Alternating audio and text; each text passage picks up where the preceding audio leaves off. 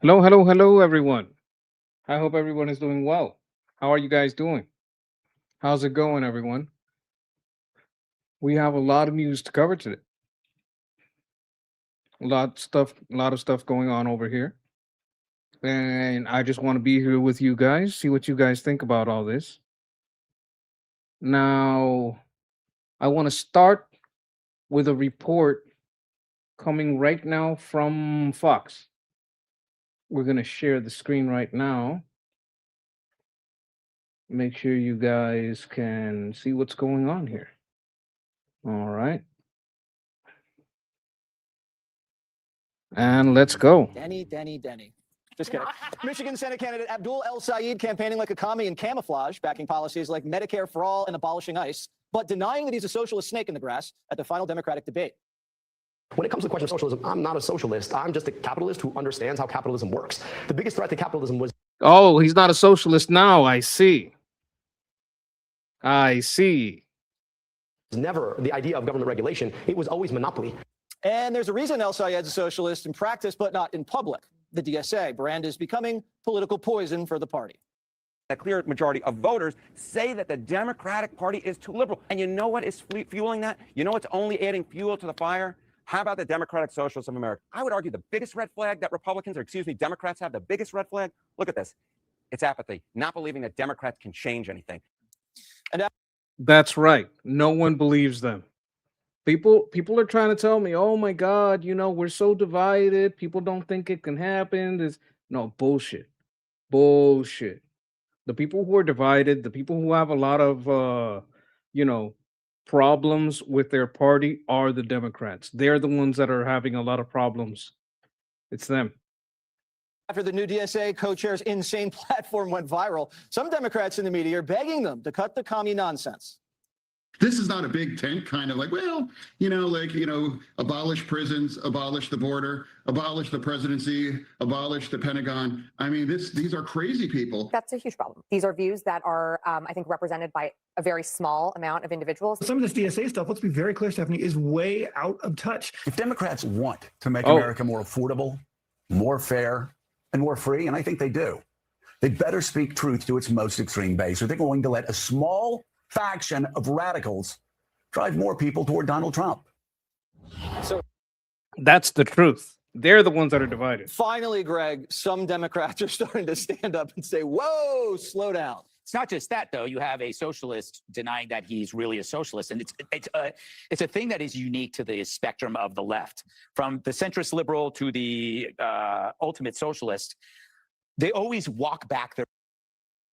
Okay, over here, Push Up says, "Oh, well, yeah, we control our crazies. They can't." This is something that the Hermit King likes to say. If you don't police the worst among you, you will be defined by them. All right. This might have been said before in different ways by many people, but the person that I know that gets a million views a video that says it very, very often is the Hermit King Asmongo. He says that if you don't police the worst among you, you get defined by them. There was just an attack on a gay pride parade. I wonder how many mosques condemned it. I bet not one. Beliefs at every chance. You rarely hear a right winger go, oh, I'm not that conservative.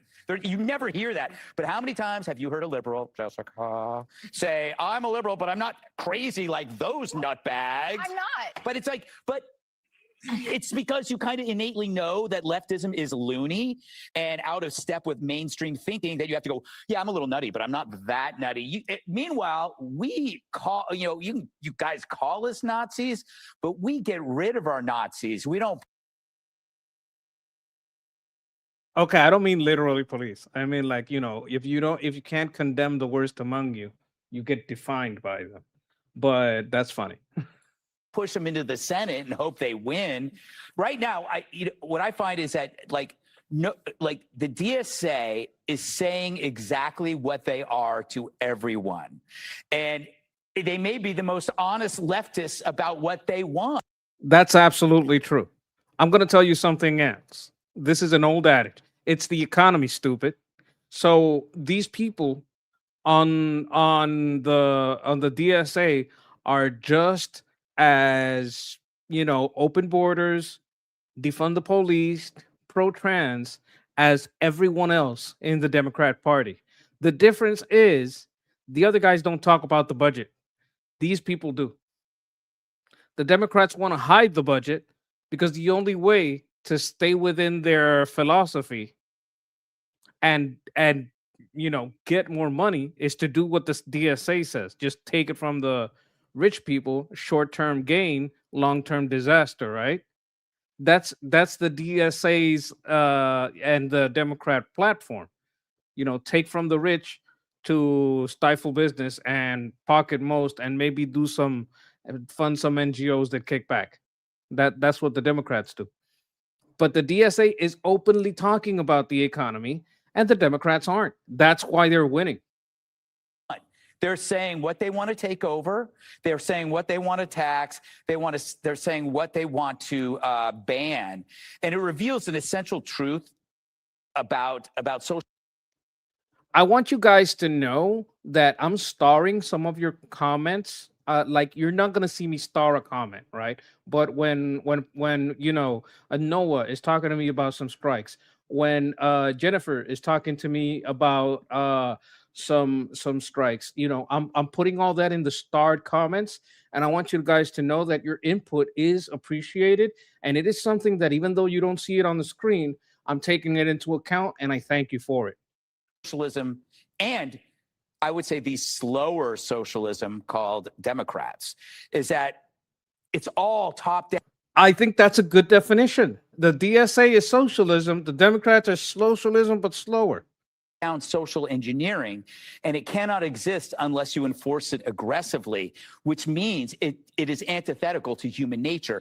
If this stuff was so innate, why do you have to force it down our throats? Capitalism doesn't need a movement. Do you know what I mean? There's no capital, there's no, Republican capitalist society. Socialism needs a movement because they need to force it. Capitalism, flaws and all, most resembles human behavior, which is where we live by incentives and disincentives. We like to trade, buy and sell goods. We need that. We'll give you this. That's how it works. Socialism has to aggressively tell you that this is superior because you won't buy it. I also think people they're not just sick of socialism because we've heard enough about it now. There's still stuff lingering here that I think people have gotten tired of. It's the oppressions politics. I think a lot of people who bought into it are now thinking that, like, boy, when I say I'm oppressive, I sound if I say that I'm being oppressed, I sound like a real wimp. When you say I am oppressed, you realize that you're a loser. Look, it's hard to argue that us wanting someone else to handle our situation isn't kind of like admitting that we can't handle our situation. There are some things that we want the government for, but market forces is kind of never a good one to deal with. Yes, okay, we have a comment here. Greg Gutfeld is great. I used to watch Red Eye back in the day. Yeah, he's pretty funny guy. The thing is, there's a difference between a comedian that does a special every 6 months, every year, maybe every 2 years, than a comedian that has to do this every day. When you have to do this every day, you kind of run out of jokes and you're going off the cuff. So there's a lot of times where he's not going to be like super funny, and he's not going to actually be a comedian. He's just going to, kind of say it in a funny way. So I think that sometimes it gets hard. Like, it's really easy to make a movie that makes you scared. That's why people love, getting into horror movies on the cheap. It's really easy to get you sad. Like, it's hard to get most of the audience into a theater, but making stuff sad, it's pretty easy. You know what the hardest form of entertainment is? Comedy. Because comedy is an involuntary reflex, right? Being sad, you can kind of push it with music and there's a lot of elements that you can use. With scary movies, you put enough jump scares and it almost, you can say, oh God, that was scary. No, maybe the plot never actually made you scared about any situation. It was just a physical reaction to a jump scare. But comedy to make you laugh, that's more difficult. It's not like a jump scare. You can manufacture a scare out of a jump scare. You can't manufacture a laugh. It's got to be funny. Because you're saying I'm not successful. And I don't know any men in my life that walk around going that I'm oppressed, maybe by their wives. But it's a confession. It's a confession. And Okay, this is usually having to do with diet. A lot of us don't like diets. A lot of us don't like salads and green stuff. That's more of like a woman's influence. And if you're the guy that does, I'm not talking about you. All right, that's fine. Have your kelp. I'm not mad. I think what people are realizing, thankfully, is that oppression is self-oppression. You're oppressing yourself. That's true also because a lot of people they use that government is evil and the Jews control everything as an excuse to not even try. Oh my God. Okay, I got a reminder here. I forgot to do something. Wait a minute. 1 second. Let me make sure I send the invite. Oh my God, where's Jeff? Let me make sure I send the invite to Jeff. I haven't sent it yet. Where's Jeff? Here's Jeff. Okay.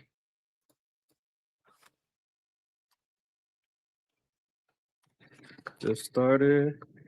Here's the link and paste. If you wanna jump in.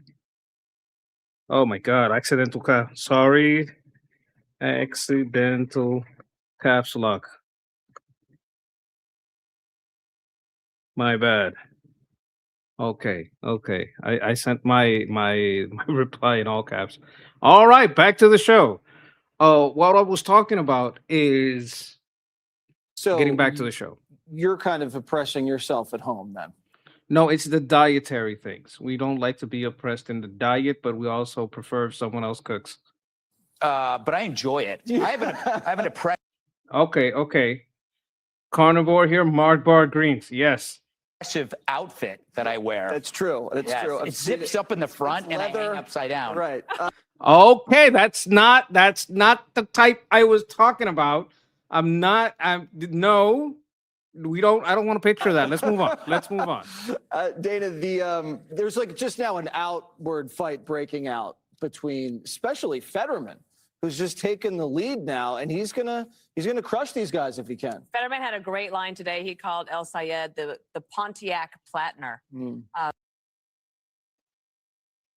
Okay, Michelle says Team Salad. This is one of the oppressed husbands we were talking about. He's out there. Michelle's husband, we'll feel your pain. We have you in our prayers. I'm just busting your chops. And Pork chops. as Donald Trump has proven, like a nickname can work because it's like, oh yeah, that's exactly what it is. For example, El Sayed has had pivots before. He was asked about lying about being a physician, and he said, "It's not about whether I'm a doctor; it's about whether you can see a doctor." Oh fuck! Does he have like some stolen valor about being a doctor? What the fuck? Let's go back. Wait a minute. It's not about whether I'm a doctor; it's about whether you can see a doctor. And even the interviewer was like, so it's not Dr. Sayed. So one of two things is happening. Either he has seen polling that says he feels very good about his position in the primary, and he knows that it is a major loser in the general. Mike Rogers is the Republican. He only lost by, I think, 17,000 votes the last time he ran statewide. In a recent poll, it said like Sayed would lose to him by about 10. Haley Stevens would make that race competitive, be about tied. Or he's realizing that he doesn't have enough votes in the white, what do we call them, the awfuls? Yeah. That there's not enough awful. I don't know what awful means. Do you guys know what awful means? I think awful means affluent, white, female. I forgot. I have a piece of hair on my nose. That there's not enough awfuls to get him across, and enough people in Dearborn. Affluent white female libs. Affluent white female liberals. Awful. Exactly. The other thing is when you were talking, it reminded me of Joe Biden, right? He was supposed to be the guy's get back to Yes. normal, just total normal Democrat. And what happened when he got into office? He was like, let me just reveal my true colors. So I love that the DSA true believers will come on and tell you exactly This happened, I think it was in Virginia or Pennsylvania, they maybe think. both.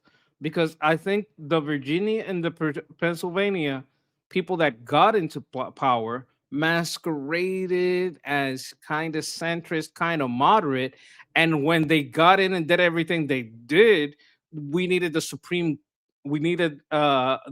Court to stop, some of the stuff they were doing. This morning, Faz Shakir said, well, Dana, that's like not really what people think. I'm like, I'm not making it up. She said it. So they're going to have to answer for it.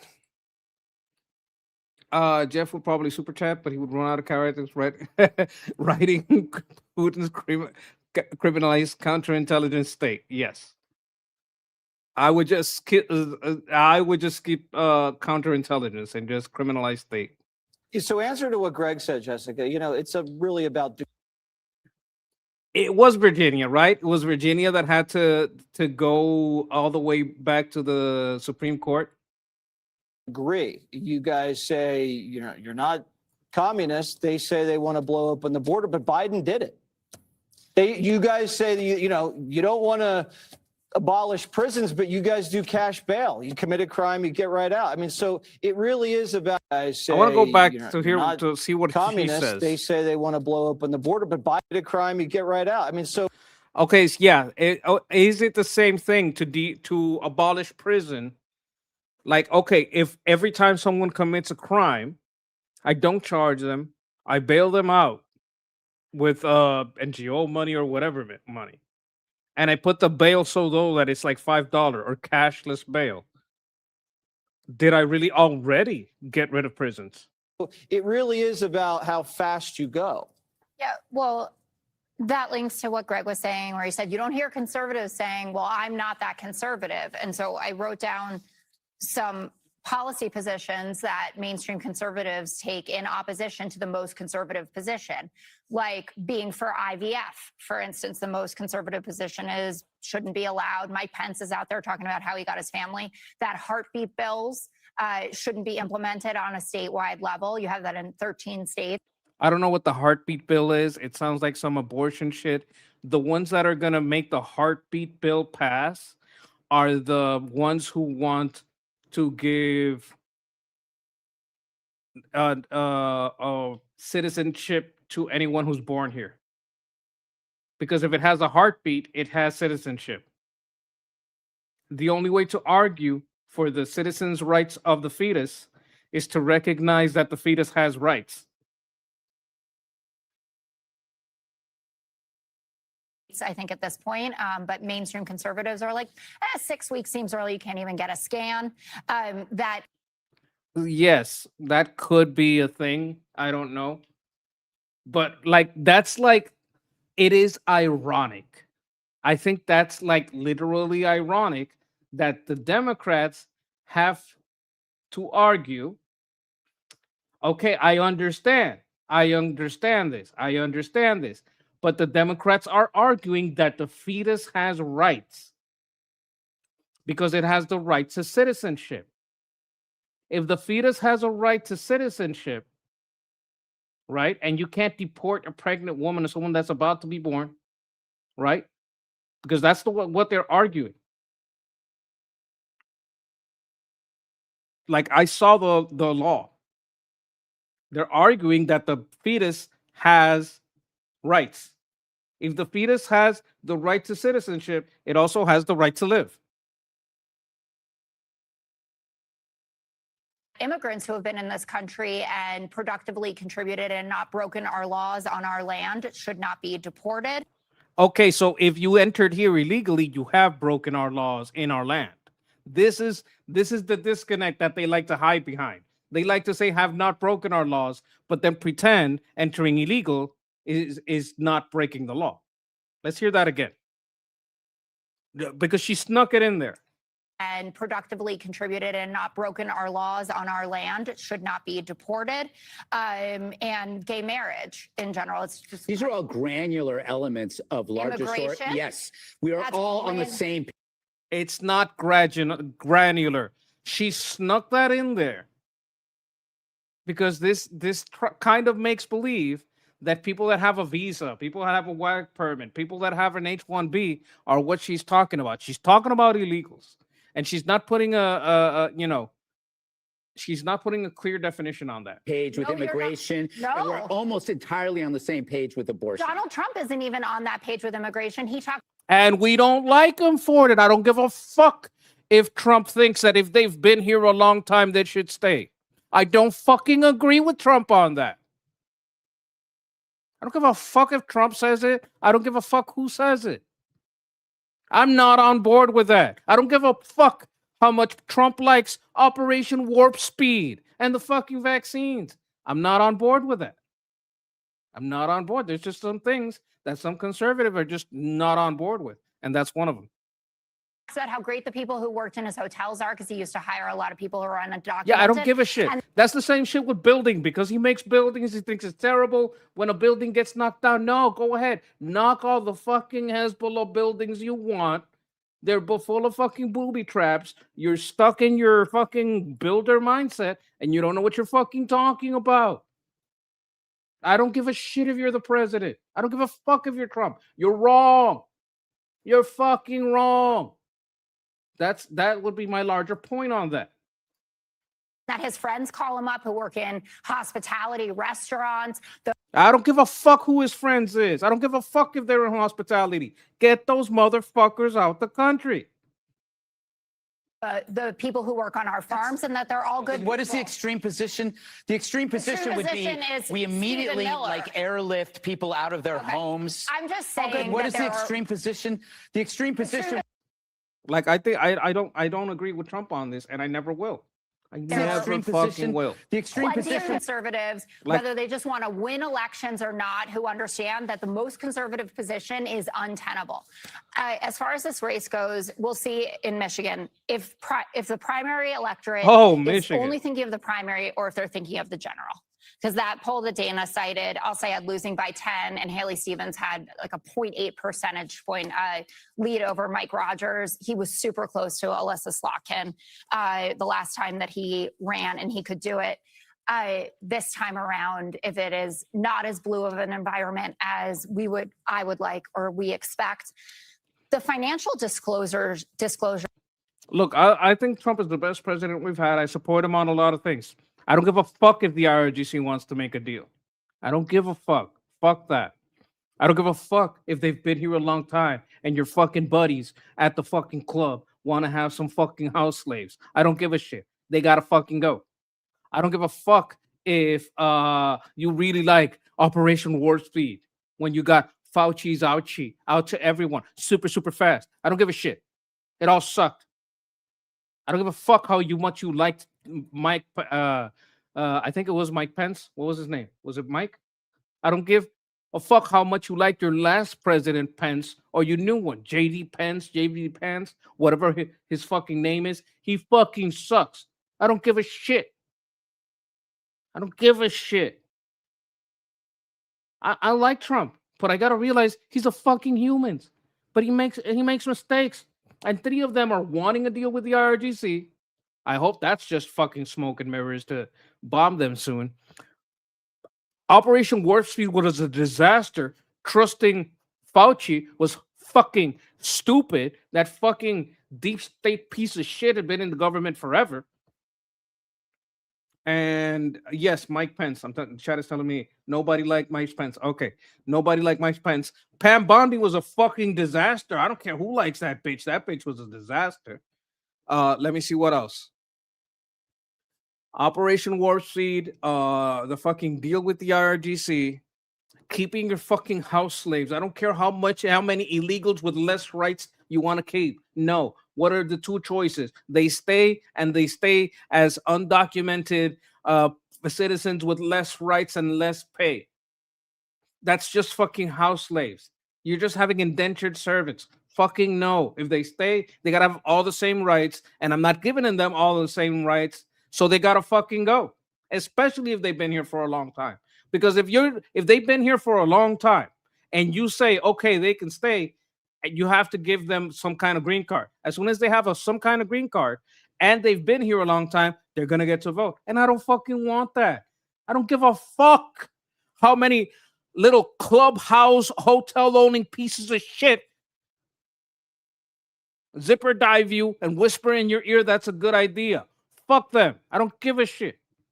I don't give a shit about Pam Bondi. That piece of shit dragged her fucking feet for a year with a whole lot of strongly worded letters. Didn't do a goddamn thing.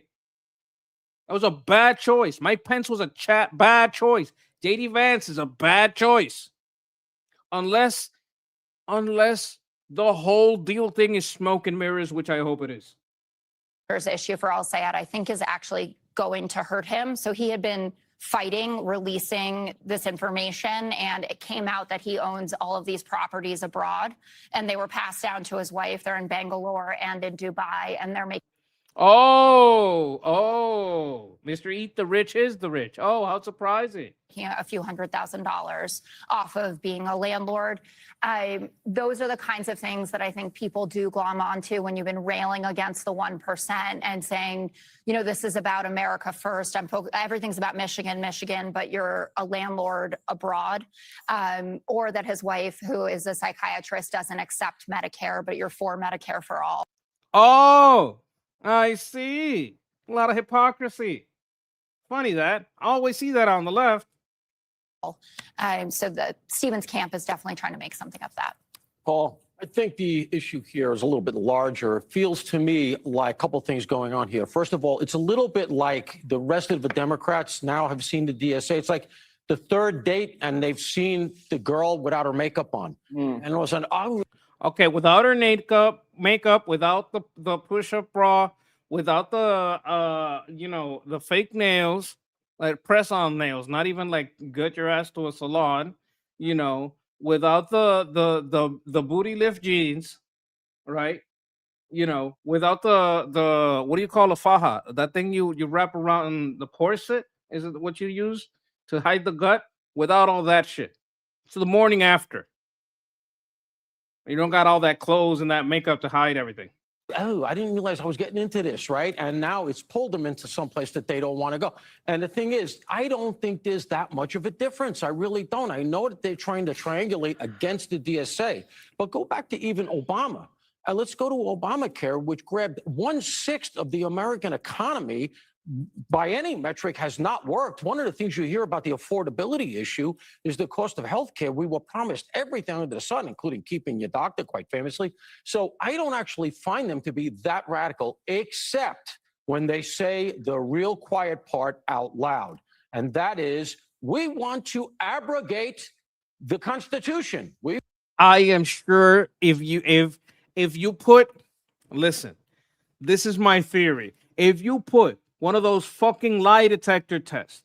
You take a lie detector test, you put that shit on any average Democrat politician in office. You put that shit on them and you give them one of those truth serums. And you ask them about every fucking one of the DSA talking points, they're going to fucking agree. We want to get rid of Article 1, the Senate, the President, that's Article 2, the Supreme Court, Article 3. You know what happens if you advocate to get rid of America's founding document and you marry it in any way, shape, or form to coercion? Sedition. That's what that is. And I think that some of the Democratic Party right now are getting a little afraid. They're thinking we got these feral children here who have come out of the woodwork who want to get rid of the entire thing. And some of them are throwing bricks at ICE. And all you need right there, that's conspiracy to commit sedition. And if you say, well, where are you getting this? This is like some Civil War thing. No, you know when they charged seditious conspiracy? 6 January. That's what they charged the Proud Boys with and the Oath Keepers with. And let me just close with this. There's dots out there. You got to connect them, but they're there. If you look at where these guys all go to get their marching orders, headquarters is about to be blown open. I'm talking about Cuba. Everyone, I mean, Bill de Blasio honeymooned in Cuba. That's been going on forever. All of these characters you're hearing about at some point make the pilgrimage to Havana. They all go down there. Code Pink, Hassan Piker, all of these guys that are thought leaders of a lot of this stuff. And Cuba is about to flip. And when it does, you're going to get the archives and you're going to get a bunch of narco government guys who want to make a deal. And they're going to talk. And there's already an open investigation into those characters that I just named. And I think there are elements of the Democratic Party who are taking a look at this and saying, these guys are radioactive. We better not get caught up in this because I'm not sitting in the cell next to Hassan Piker. I'm not sitting in a cell next to Hassan Piker, the dog striker. That's right. I like that. We should arrest the communists. I'm totally on board with that. They'll get there. I'll You talk watch. to Blanche I'm later. hoping that Radcliffe and Cash are watching this closely and are married up with the State Department because that's, obviously that's what's running this whole thing. So we'll see. Rubio's on it. All right. Or Miller. I mean, he really runs the place. Be sure. Or Miller. That's Stephen Miller. Stephen Miller is, he's on it. Okay, we have a comment here. PJ Faruk says Cuba sucks now because of what communism did. Yes, that is absolutely true. Yes, they want to get rid of all the government documents and rewrite their own government documents. Yes, the Democrats do it slower, and the Republicans and the Democratic Socialist of America, DSA, want to do it faster. Okay, we see here. Obama began his political career at Bill Ayers' house. Ayers was a member of the Weather Underground, DSA terrorist group who carried out bombings in the U.S. and killed a couple of the Capitol Police. Well, I don't know if that's true, but you know what? I wouldn't doubt it, Mrs. Hipnotic. You're probably onto something right there. And the wonderful Noah is telling us, okay, do appreciate it. Not trying to get you off topic. No, don't worry, man. I appreciate it. Drop it in there, and I'll be taking a look at it. And I speaking of taking a look at it, let's see what we got here. We want to look at CENTCOM. Let me look for CENTCOM. Give me 1 second, guys. We're going to start with CENTCOM. I'm going to go into strike news. All right, let's see what CENTCOM is saying. This is 1 hour ago. U.S. Saudi forces strike Iran-backed terrorist sites in Iraq. Now, if you guys remember, I think it was yesterday, day before yesterday, maybe more, we talked about the Iraqi forces trying to go to some of these PMF sites and getting repelled back. All right, they got repelled back. I think this was on open source intel. Let me see back here.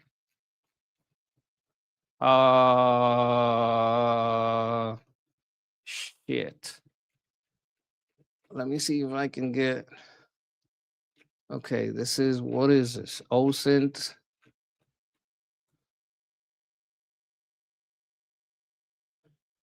Update strike in Iraq. Ammunition depot belonging to Iran-backed militias. Okay, I don't want to get ahead of myself. Let's start here. Let's see what this says. This is the sword of the article. U.S. Saudi forces strike Iran-backed terrorist sites in Iraq. U.S. Central Command and Saudi Arabian armed forces conducted precision strikes in Iraq. This is joint strikes. Joint operations are the most difficult operations. Doing this together is good. It would mean that they are learning how to coordinate the way we coordinate against Iran-aligned terrorists that the Islamic Revolutionary Guard Corps directed to attack on the U.S. forces and Saudi energy infrastructure. Okay. U.S. and Saudi fighter aircraft struck multiple terrorist logistics and weapons sites across eastern Iraq in strong response to over 30 directed aerial drone attacks in the last 72 hours. I hope they're all becoming like the king. The king of the Saudis, he's kind of a badass, right? I'm not saying I agree with him on religion or maybe a lot of things, but if you hear that motherfucker talk and you watch that motherfucker, you know that's a badass. And if it's not by nepotism, by being his family, it's by you've inherited, maybe it is by family, you inherited some of his badassness and you start being hardcore motherfucker, stop pussyfooting around and wanting deals. If they become more that like their king and start like kicking shit, that would make me very happy. I do want the Saudis to kick the ass of the IRGC. I'm not saying I'm fully on board with their Wahhabists. They're a little problematic, a little too indoctrinated, a little too illogical. But as far as I know, the House of Saud is pretty solid. They've been pretty solid with us for a while. The unwarranted attacks against U.S. forces were not successful. From February through April 2026, there were more than 600 attempted attacks on U.S. citizens and facility by Iran-aligned terrorist militias in Iraq. The IRGC and its terror processes must. Oh, we got company. Let me see what I can do here. Bam. You seeing this? Yeah, this will make you a little happy. These are joint strikes, right? So they must have been training for a while. If they're like, hey, you come under my wing, let me show you how it's done, right? U.S. Central Command, Saudi Arabia, together against the IRGC. Good news, right? What are you thinking about this? I think it's a good opener, and we need to actually do 5x5 along with Operation Sovereign Tide, naming His Highness Prince Reza Pahlavi and arming the resistance to kill the fucking regime. Yeah, definitely. Absolutely. Well, you know I'm on board with that. But let me see. 3 hours ago, today, Islamic Revolutionary Guard forces launched multiple ballistic missiles from Iran in an attempted surprise attack on U.S. force bases in the Middle East. All Iranian missiles were successfully intercepted. U.S. forces remain vigilant and at a high state of readiness. Okay, we're going to put that in the war folder. And what do we have here? There are more than 20 U.S. Navy warships operating across the Middle East. Okay, this is more like publicity.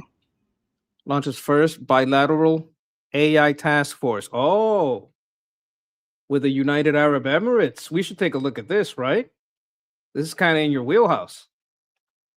In Tampa, Florida, U.S. Central Command announced that an agreement with the United Arab Emirates, July 28, established the first bilateral task force focused on accelerated development of military artificial intelligence applications. The U.S. UAE task force, named Task Force Talon Synapse, is scheduled to formally launch in the coming weeks. The Abu Dhabi-based team will consist of approximately 20 American and Emirati personnel with expertise in AI, data, and cybersecurity. This will be a historic milestone as we work with one of our most capable regional partners to rapidly deliver evolving AI advancement to our war fighters. It's probably Admiral Brad Cooper. Do you think this is for identifying targets? So yeah, it's almost assuredly. I mean, I'm only shooting from the hip here, so don't hold me to this. It probably has to deal with. You mentioned this on Armin's show quite a bit. Why you have joint like force operations to get to know how to work with each other and what your overall doctrines are and hammer all that out. So yes. That also almost assuredly includes with leveraging artificial intelligence in the military version of the decision support role, meaning how do I make sure my artificial intelligence, that's my court wizard telling me who, what, when, where, and how, is going to be able to jive with their artificial intelligence, who, what, when, where, and how. Yep. Well, one of the ways to get in there and be able to see what's up is to build it for them, right? Well, I mean, there's that, although I don't know if I'd want to do that because I want to maintain, control over knowledge of the process and in some cases the product. Still, you can assist them in helping them develop their own stuff and then find out how each one of your stuff kind of works, or how it would work or synchronize with each other without being actually directly linked up to each other. So go ahead. My question would be, do you think they are developing their own stuff or we're getting everybody is loner turnkey version? Do you understand what I'm saying? Yeah, everybody's developing. I mean, once the everybody's developing. Once the cat's out of the bag, the cat's out of the bag. Okay. We are pushing to sit there and build out Ukrainian Defense Forces use of weaponized drone swarms and all of that. Like me, another guy, John Rosmando was one of them that in the latter stages, and he had some ties to one of the few Blue Dog Democrats that were at the time left in the Senate. He was a rear admiral. We're working to do just that. So once there, no transfer of capability is ever neutral. So once you start leveraging things, well, then bad guys go, wow, that's a good idea. They're going to do it. Yeah, yeah. Oh, Might as well work everybody with the is- allies we have and the systems they're making to better coordinate. Let me see. It says, together, we and our Emirati partners share a strong commitment to adopting AI applications that will foster innovation at speed and scale. Last year, Cooper and UAE National Security Advisor Sheikh Tahoun bin Sayed Al Nahyan. You did better than I would have. I know I know how the E sounds. I know the I, so I just read them in a row. I have no idea. Like Sheikh Tahoun, Sheikh Tahoun. If I said it right, I'd apologize, but I'm just sounding it up. Zayed Al Nahyan discussed the idea of potentially forming the task force. CENTCOM met AI industry leaders and Emirati defense officials during a trip to the region last month. The task force will focus on integrating AI applications for intelligence support, protecting critical infrastructure, monitoring.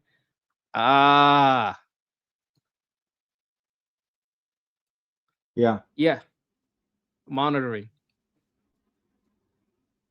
the security and protecting infrastructure. That's probably monitoring. Right.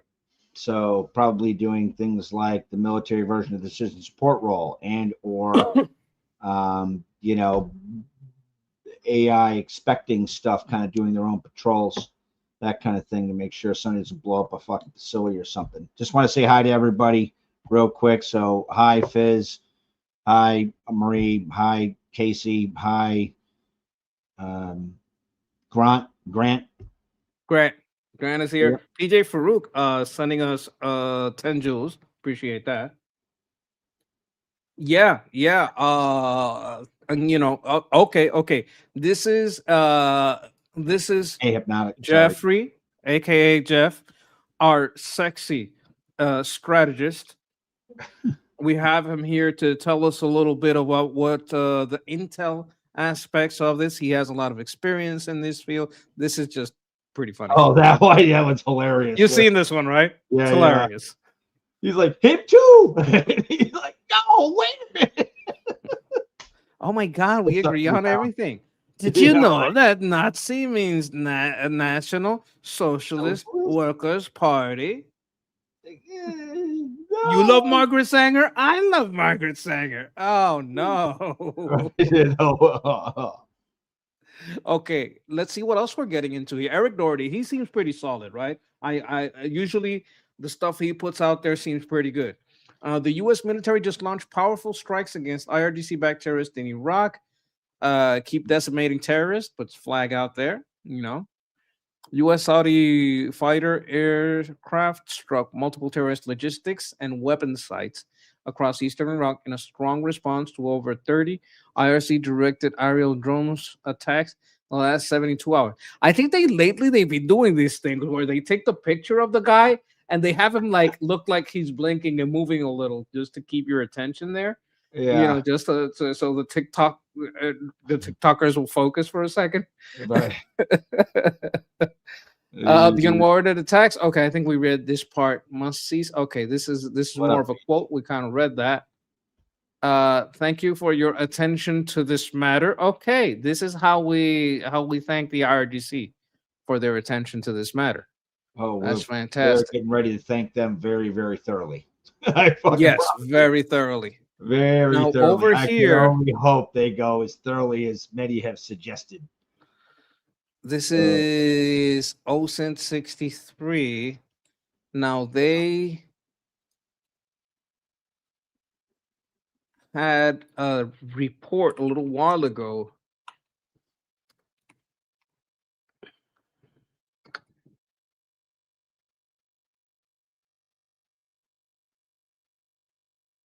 about the PMF repelling.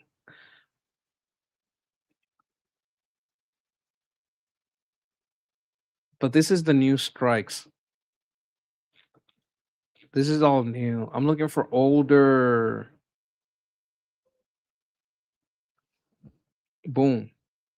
Yeah, that's some strikes out in the distance. Boom, They shakalaka. do what Israel and like others are advocating. It'll be a lot more than that. I see like they're pruning the edges. You see what I'm saying? Shaping operations, absolutely. Oh, that's the right. Okay, the technical term is shaping operations. You're shaping the battle space, right? You're taking away some of their assets. Everybody knows what's coming. They know that's why they launched their shit, because they knew what's coming. All the indicators points in that direction anyway. At this current time, right? I mean, things change on a dime. I'm just saying that it seems like it's going in that direction. I'm looking for something that happened earlier. It happened earlier. I think it was last week, and they were repelled. Like the Iraqis went in, and the people in those bases started like shooting back hardcore, and they were like, you know what? Yeah. You know what? Stay there. You want to stay there? Why don't you stay right there? No. All yours, buddy. You stay right there. You stay right there. I'm not even coming back. Someone else might. You know what I'm saying? like I think that might have been what kind of went down. Yeah, Sarah. So are we. Okay, all of us. I'm nervous about the upcoming executions. Well, hopefully, they might look at this and say, "Hey, we might want to stop." So here, partly talking a little bit about the Shadow Fleet. Like, you want to look at this with me? Yeah. Sorry. Okay. On Thursday, we're exporting. Okay, apparently these people, like, throughout a while, I've been looking at them and they seem pretty solid to me. And it looks like they're having a little bit of an open source, they're kind of like us. They're out there doing their thing, trying to help. Some of you who have attended my first series of lectures, bless you, would kind of know where that's going. Yeah. Yep. All that yummy nummy oil money we're gonna liberate and put in escrow. What shop you take out of our money? He stole my oil. We're not stealing the oil. We're just liberating the oil. You stole. Yeah. And then, exactly. This is going back to the Iranians. Yeah. Fuck those motherfuckers. On Thursday, we're exposing the entire Shadow Fleet operation, every ship, every trick, every step of how the evade oil sanctions. We hear a lot of every day about Shadow Fleets, but few people actually know how they operate. Will be the first long-term vid on our YouTube channel. Subscribe now so you don't miss it. All right. It's a $50 billion per year industry. 430 ships. 600 million barrels of oil. One ship with 6 names. A flag of a country it's never visited. Disappearing from radar for days at a time. Underneath all of it, there are people. 3 men died on a ship with no owner. Hundreds more stranded, unpaid for years. Who's keeping it running? And what needs to be done to hold them accountable? Flags for sale. I wonder about that. Countries that are letting them, like, they should get sanctioned if you're letting them borrow a flag. By the way, I want to give a shout out to Kat on Liberty Politics for all her work in monitoring, doing the open source intelligence assessments on commercial shipping and commercial aircraft, because that's exactly what this is in part. That exactly plays into this, or has a lot of overlap to that. This is exactly how, members of the anti-Mullah diaspora and anti-Putin diaspora, because, Ukrainians and Iranians are very much overlapped in their goal, can sit there and really apply the pressure to the, members of the autocratic bloc, in this case, Putin's criminalized counterintelligence state, the Mullah regime remnants, and or Chinese Communist Party, because they all are involved in this shit. Okay, so I want to look at these. I'll have to look at our reports. I haven't seen any of them yet. Oh no, I'll have to look at on the YouTube channel. Sorry, forgive me, Sketch. Yeah, like wherever she does them. These flags are these made up flags or real flags? No, they're real countries' flags. There's actually, is it Panama? It's a very particular, like a couple of countries that are just pretty much to be done to hold them accountable. Oh, I'm sorry. No, that's all right. Don't worry about it. You were telling me that there's a couple of countries that. Well, you know what? Let me finish it, and then you like tell a me. Walmart of Dark Sea Fleet shit. They're very sketchy. They'll let anybody fly their flag. Yep. If you got the money, honey, I got a flag for you. Welcome to the 100%. jungle. Yeah. Let me let it finish. Wait, let's let it. Oh, I forgot the audio. This is the Shadow Fleet. Okay, let's look it up. Now, you were telling us that there are countries that kind of one of their basically their sources of income is loaning their flag out or renting their flag out to ships and registering them in their country, even if those ships never go by their country. I bet some of them they don't even have like they're landlocked. Like imagine this ship is flying a Congo flag. Yeah, wait a minute, that's landlocked. What do you mean Congo flag? What are you talking about? But I'm guessing it's like a blind man can buy a car, right? He can't drive it. Well, not legally or safely, right? But maybe a Tesla, right? But the point is, like some of these countries, they don't have the fleet, but their source of income is getting grossly overpaid for renting out their flag, right? Is that basically how it goes? So the number one, I was looking it up because it changes, right? As we do our shit, as we track them down, the bad guys change it up. So as of right now, it's AI says Comoros is number one with 83 to 84 false flag vessels. Guyana's second with 74. Guinea is third with 39. Aruba is fourth with 35, and Curacao with 32. Okay. I mean, now that's what it Guyana recently was discovered to have a lot of oil, and we were recently going in there, like to help them out. Make sure it's not the commies reshaping it. Make sure that they have some profitable industry that gets their local workers in. We could start doing stuff right. Because, if we are not vigilant, what will happen there is what happened in Venezuela, what happened in Cuba. You'll have some people that, America just wants your oil. What do you think the fucking commies want? They want your oil, but they're not going to even fucking pay you. They don't believe in paying people. So, might as well be us, right? So I'm hopeful for Guyana. Curacao, I don't have many hopes. So that's like a very tiny place, right? Isn't that like basically like a size of Puerto Rico or something?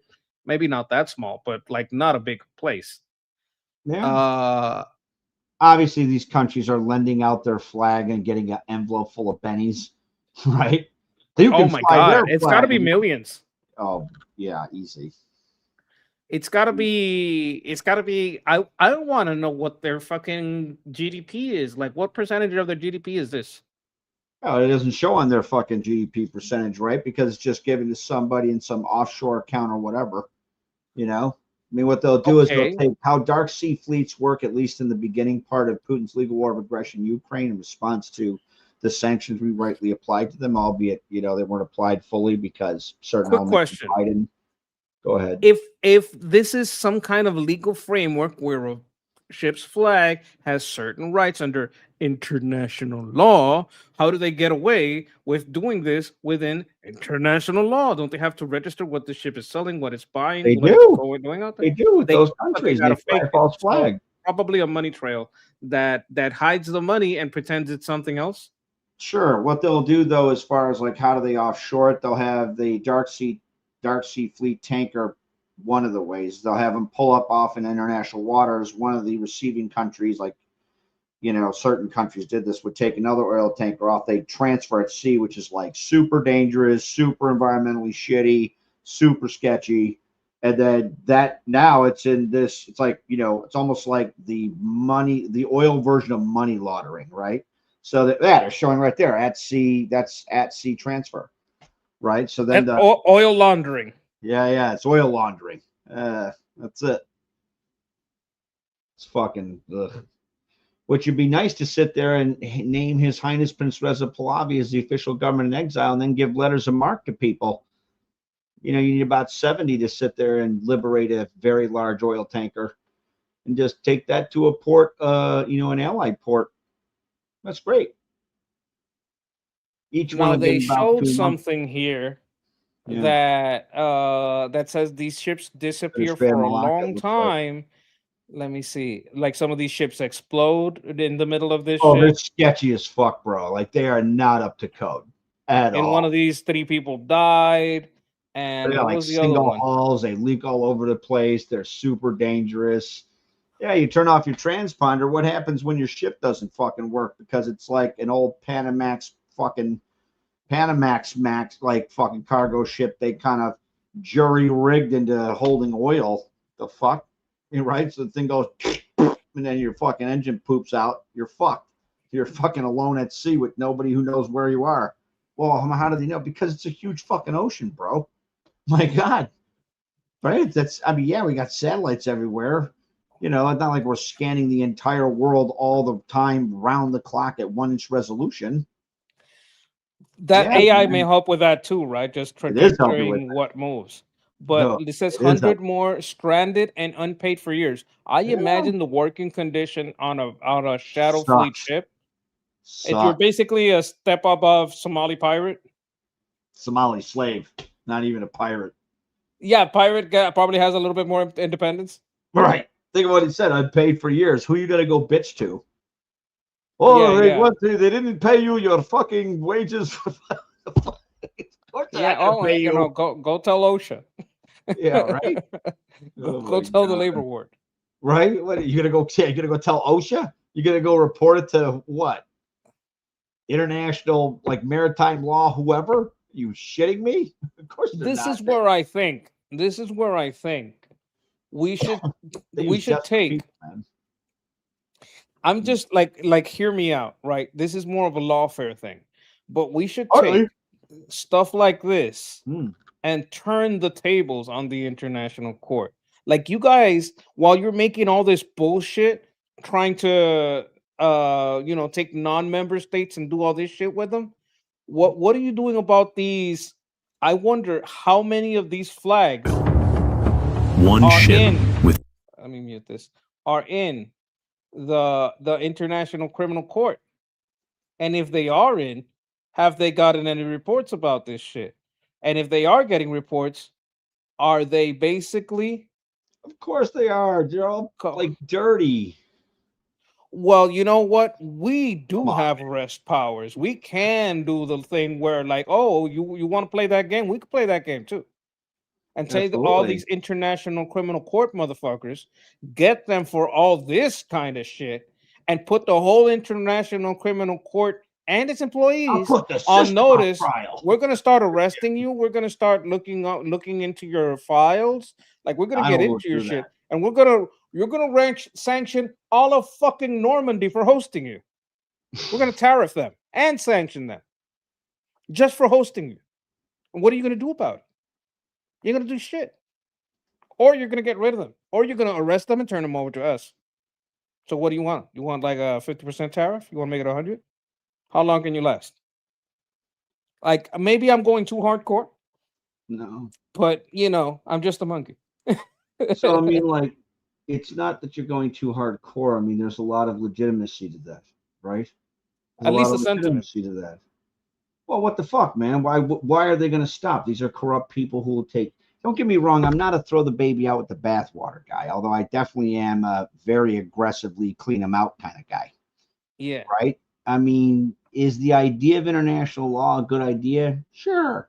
Is it good the way it's structured or how it's adulterated with all these assholes? No. Yeah. No, I think it's for sale. I think these motherfuckers are absolutely for sale. And listen, I'm not saying I throw away the idea with the court, but I definitely throw out the court. Yeah, you definitely got to just start over from scratch. Yeah, it's got to be something else somewhere else. Everything is fucked up there. No Okay, doubt. this seems to be the place of the strikes. It's in Iraq. Was it Nineveh? Nineveh, I know. Nineveh is famous. Like, this is an ancient fucking city.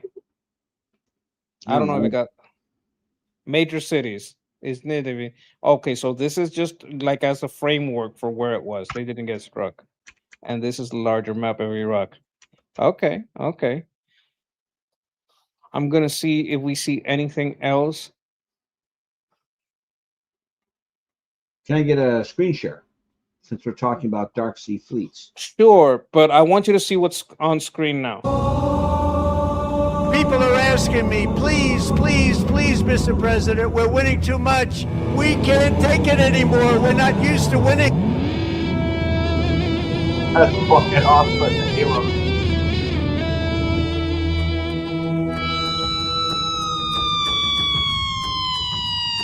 And the New York swagger.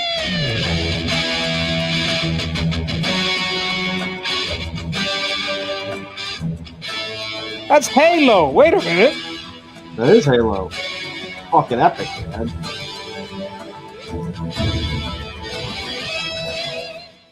Now I want you to see what it says up here. See what it says up there? That's fucking awesome. You see that? I done did like 2 that. hours ago. Finish this fight 2 hours ago. Finish this fight 2 hours ago. I hope All right. it is That's what going I'm to talking be about fucking right epic. there. Dude, if they do that, 120 hours, the regime is cooked. Done. As a regime, right? Armin and Ali talked about kind of tagged Arlie on X and shit about like the updated 5x5 and what the suggested targets are. Oh, I should probably let me throw your X right there so I can see it, so I can put it in here and put it in the chat. It won't let me type anything. I don't know why the fuck I can't join the chat whenever I come in here. I think that Armin took my account and made it an admin account, and it has like special stuff other accounts don't have, and that's why my side looks different. But just the and I'll search put it. And Cincinnati 001. Then with an S. CINCINATUS 001. CIN. Wait. Cincinnatus. He was the first dictator of Rome. Okay, Cincinnatus 001. Yeah, it's me right there. All right.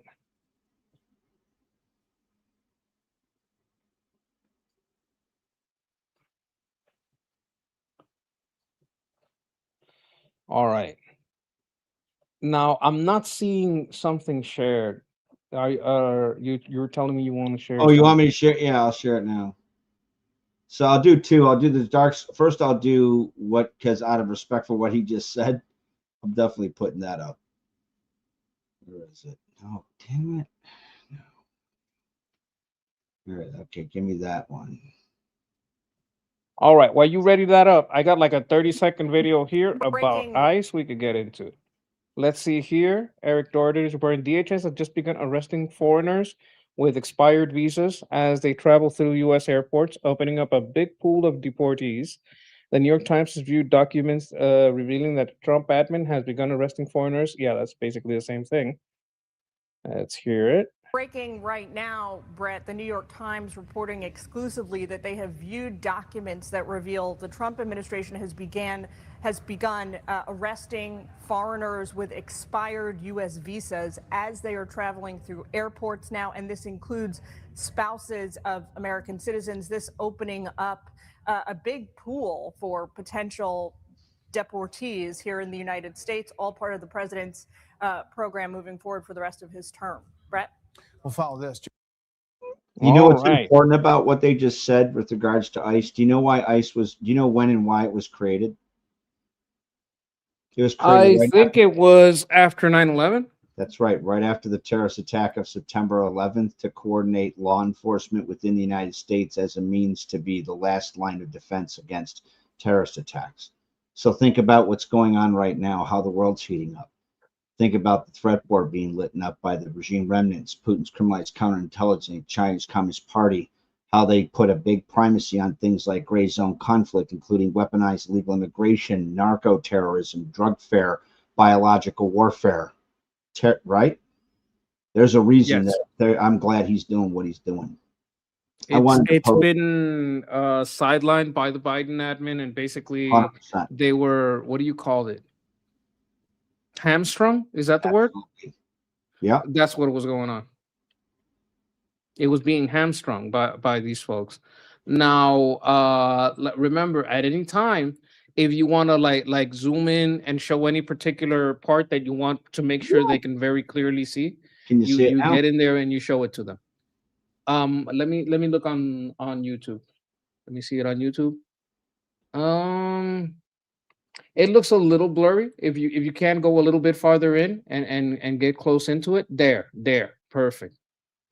So yeah. All right, chat. I got you, chat. I got you. Oh my God, accusations that I'm ignoring the chat. No, I'm not. How dare you? Guys are why I'm here. Amberly says I appreciate ice. Oh, spreading rumors. Oh my God.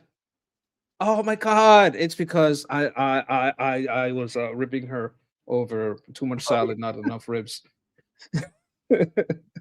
So out of respect for, the two sons of liberty that had sacrificed themselves in the efforts to liberate Iran from the mullah regime that's illegally occupied Iran since '79, I wanted to update the 5x5 intro slide and then outline a couple of other things. As you know, you've seen this on the show before. Yes. So this would be the targets suggested. Okay. That's their conventional ground force inventory. So Besiege, IRGC, all their land forces, IRGC command and control. So total target sets, we know where all your shit's at. We know where all their shit's at. Besiege control, all the way down to the urban rural resistance districts gets obliterated. You guys might be wondering, well, why is Jeff showing us this? Well, we were showing you before what is called shaping operations. We took care of all the battlefield in the south as it pertains to touching the strait, right? We took care of that. We took care of a lot of the stuff that was going on in Lebanon, and we're starting to get deeper into Iraq, and we might start seeing things with the Houthis, right? Or you suspect that we might see more shaping operations over there? I would, I actually kind of suggested maybe you can add 2 additional pulses, one against the Houthis and one against another actor. Okay. The reason this takes out all of their conventional ground forces is Armin and Ali had talked about this on their show. What do you think would happen? I'll get through. Let me just finish up. IRGC, Navy, whatever's left, there's about between 1,500 and 4,000 targets. And that's, a lot of that's drones and like all this other stuff. So that's it all together, between 21,000 and 30,000 targets. Of course, that's to do that. With regards to the Dark Sea Fleet, let me go there. That's where Sovereign Tide comes in. That's it. Let me share this screen.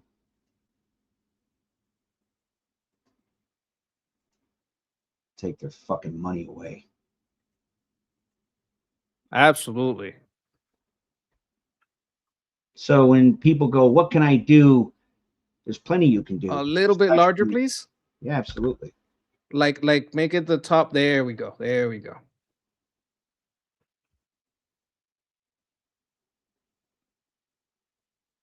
Yeah, man. No, I mean explain it for the people. Oh, we went back a little. No, I went to another one. Here we go.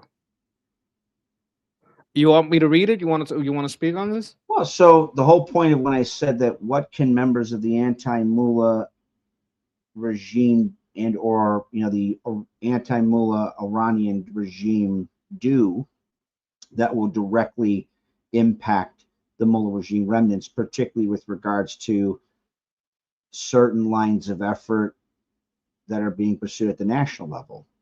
Well, learning things like open source intelligence, geolocation, which is actually talked about in that lecture series, where you go, how much the training costs, how long it would take. Then you apply it to doing things like this.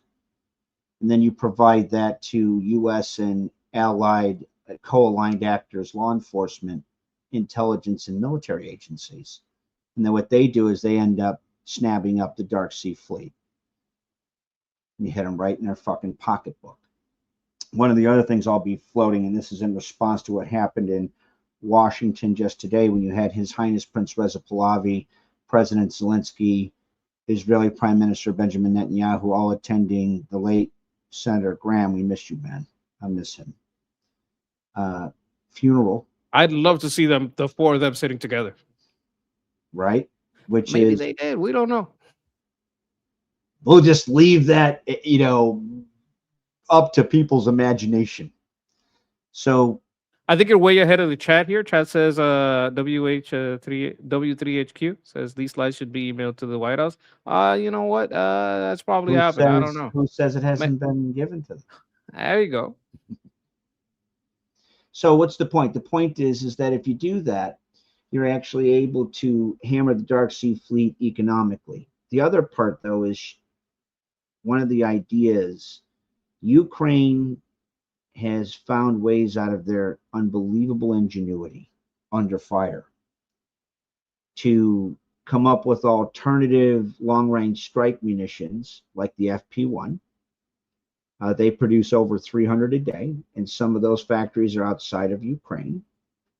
Who's to say that you don't set up like a collaboration between Israel, Ukraine, and the anti-Mullah diaspora, where they can then volunteer to work in some of those factories and increase the throughput of FP1 long-range strike munitions.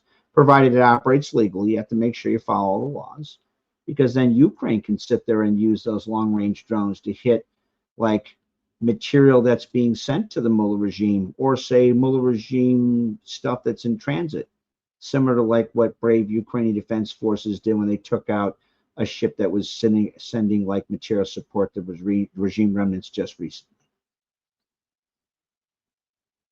I think it's important to get that money. Absolutely. Especially if it allows you to train Neo-Savak. Now, who are we taking that from? Oh, the Mullah regime. We're liberating the oil that's stolen from the Mullah regime from the Iranian We people. know. We're like, but who's the other half of this transaction? China? Oh, very much Chinese Communist Party. China. It's definitely Right. China. Motherfucker, you sit there and steal our stolen oil, and now I cannot use it in the teapot fucking da-da-da. The fuck out of here. Yeah. And to also the people in any the chat or YouTube, I have nothing against Chinese people. I love them. I just hate the Chinese Communist Party. Yeah, or communist anywhere. Like that could be Yeah. extended. I'm just We're not saying really- in the context of me like doing the Chinese voice, right? Not You're about like, "Oh my race, it's God, about communism. Uncle Jeff is I'll tell you racist right against now, Asians." all Not of at them all. are sick of their of that shit. Right? You're like, motherfucker. No, yeah, but Jeff Capella is a very good person. I have a question here. So China, like we were saying, partners up with these tin pot refineries. Those aren't in China, are they? Some of them, yeah, a lot of them are. Some of them, but some of them are along the Malacca Strait. Maybe I'd have to look at it. I've I know heard- a lot I've of them, heard but I looked about- at it, a lot of them are in China. A lot of them are in China. Okay. The point is that it denies a resource to another member of the autocratic bloc who is illegally occupied mainland China since 1949. Yeah, those people suck. I remember don't that, have Amber. a better way to describe it than those people actually suck. They're horrible, cruel people. They're deeply Chi-Coms are involved. ruthless as fuck. Holy fuck, they do godless shit. It's no wonder them and the Mullah regime get along. Yeah. Both Cousins from the same level of hell. Biden was also just terrible. Like that guy was just awful. Come on, man. China's not going to eat our lunch. That Bitch, guy you was sold so them our bad. lunch. The fuck you talking about? Absolutely. Now, what I think this is about, what do you think this is about? Biden tapes. This sounds like what happened during that book thing. You remember that book thing? I haven't had a chance to look at any of this sketch. I only have so much bandwidth, buddy. Okay, I'm gonna lay it down on you in the chat. This is my theory. I don't know if this is what it's about. Biden had a book that he was trying to write, but he had like a ghostwriter, right? He had somebody he just talked to, and that guy would make the book from the tapes of their conversations. And he said that he did so much illegal shit and mishandled so many documents, had some next to his like old Corvette or whatever in the garage. And these were all saved. This is when he was a senator. He wasn't even vice president. He's not allowed to handle this shit. Right. Had all this He's not a stuff original everywhere. classification authority. Right. Exactly. He's he's not the decider on that shit yet, right? So during those interviews and those tapes, they said, look, this guy definitely committed a lot of crimes, right? did. And what the DOJ decided was he was too incompetent. Yeah. Too feeble-minded and incompetent to So be. why didn't he get removed under the 25th Amendment, though? Right. That's okay. There we go. So you do remember some of this. Oh, I shit, didn't know right? what the video was. I just remember being a part of that argument, right? A lot of us were, but things weren't logical back then. Twitter wasn't Elon's. You couldn't even discuss this openly. I said it You just over get when I was your comment would get removed, your YouTube channel would get deleted, your Facebook account would be removed. Like it was crazy back then. You couldn't even talk about this shit. Now that we can, this would say, they'd be like, "Well, Sketch, why is it not okay for then Senator Biden to have classified shit next to his Corvette, but it's allegedly okay for President Trump to have classified stuff in Mar-a-Lago?" And you kind of like, my response was, well, a president is the original classification authority who can, at a whim, classify or declassify anything other than restricted data, which deals directly with our nuclear offensive deterrents, like warhead type, how much visual material we produce. That can only be declassified in a joint effort with the DOD or DOE, and that was in direct, like, I think, response to the National Security Act of 1948? It was something 1948. Forgive me, it's Documents Act, some shit. Yeah. Like So yeah. unless National Donald Records had Act or something. restricted data, all copacetic. Conversely, senators are not original classification authorities, which means they can't just declassify anything at a whim. Very much a fucking felon. Or take it home and leave it in the garage for 20 years, 30 years. Right? You can't, that's not allowed. You can't do that. Another thing I remember that they did was they started rumoring that there was nuclear secrets in the files because they knew that's the only thing he's not supposed to declassify. And they're Well, I kind mean, of a like, lot of us argued it was in response to people pushing back and going, okay, if you rated his, I mean, look, if he has restricted data, then he's got to stand tall in front of the man, right? I mean, rules are rules. I want to see it, though. I need to see it because I've heard so much bullshit spewed about President Trump that ended up being well, they dropped the absolutely case, nothing. which Like, I got to see it. They dropped the case. It wasn't nuclear. It wasn't a big deal. It was probably not. It There was just wasn't any probably things that restricted these are data. his memories. And That's shit. why they were Like, fucked. It was probably more. I Well, don't that think stuff it was is communication highly from North classified Korea. stuff. I don't even think it's top secret. But even if it was, though, I mean, like, again, president is the original classification authority. He can. I'm putting top secret at a lower level because there's a lot of stuff. There's stuff that I know that's top program secret. and different levels of that, and yeah, that's right. Yeah, but okay, you all I did was fix this tank behind me. That tank is from the 70s. There's stuff in there so that's still the top front secret. skirt is also Chabam armor, which means if it breaks open, you got to like cordon it off and put people around. Yeah, I know exactly. This is very old and it's an still armor unit. I remember that shit. well, okay, then you know leaked all over the place. there's lots of stuff that's top secret, but it's not really a big deal. right? If he decides to declassify it, and some of that stuff has nothing to do with equipment, it may be I met with this guy and we talked about this shit, and I have this little note, or like these are the minutes of that conversation, and it would be top secret, but Again, the declassifying it president, wouldn't the be a original big deal, classification authority. and he would be the one that's gonna make, you know what, we can talk about this. This is fine now, but no one else can. Right. Or some people can, but they'd have to have a meeting about it. Right. So, I mean, the president, again, is the original classification authority from which all other authority is derived regarding that issue, at least to the best of my knowledge, except for the executive. Except for restricted data. So, again, they were like, well, maybe it's nuclear stuff. Okay, great. I want to see it. Because I don't believe you fuckers. You have been caught lying, like either in context, and even more frighteningly content regarding President Trump for fucking like almost a decade. I don't believe you.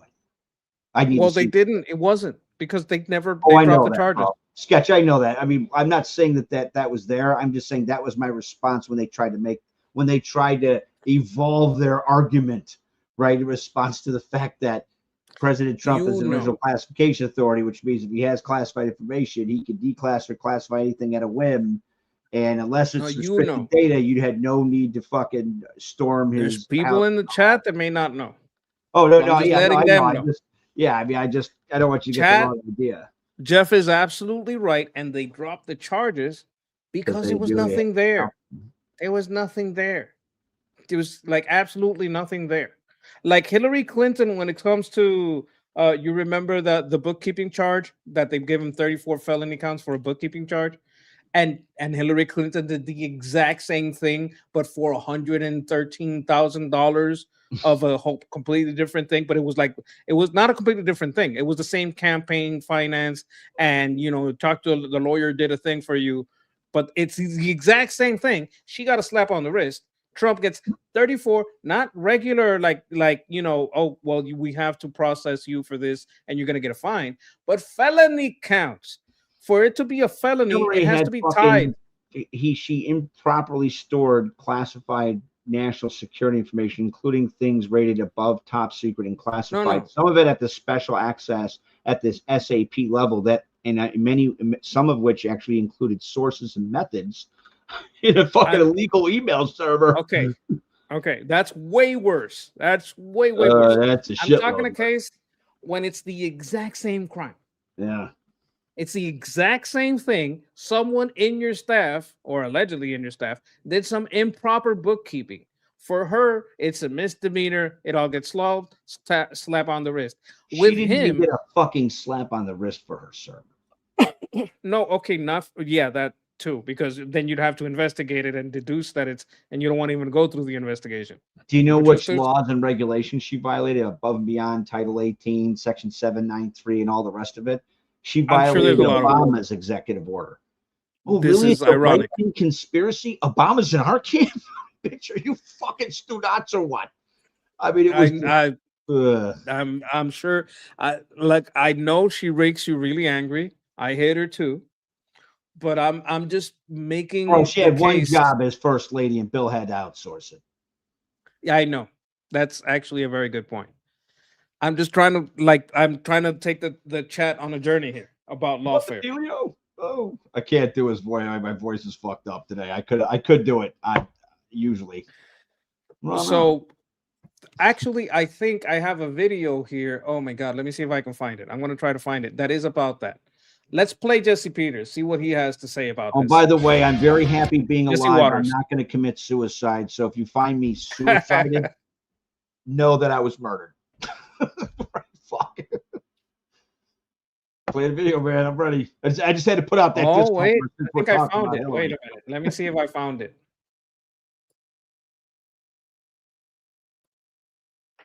History to be convicted of felonies. So let's talk about precedents. He's convicted of a literal paperwork violation. That is the predicate. 34 felonies. All of them paperwork violations. Rule a single paperwork violation, and they drew 34 felonies out. That should really bother you, whether you're a Democrat.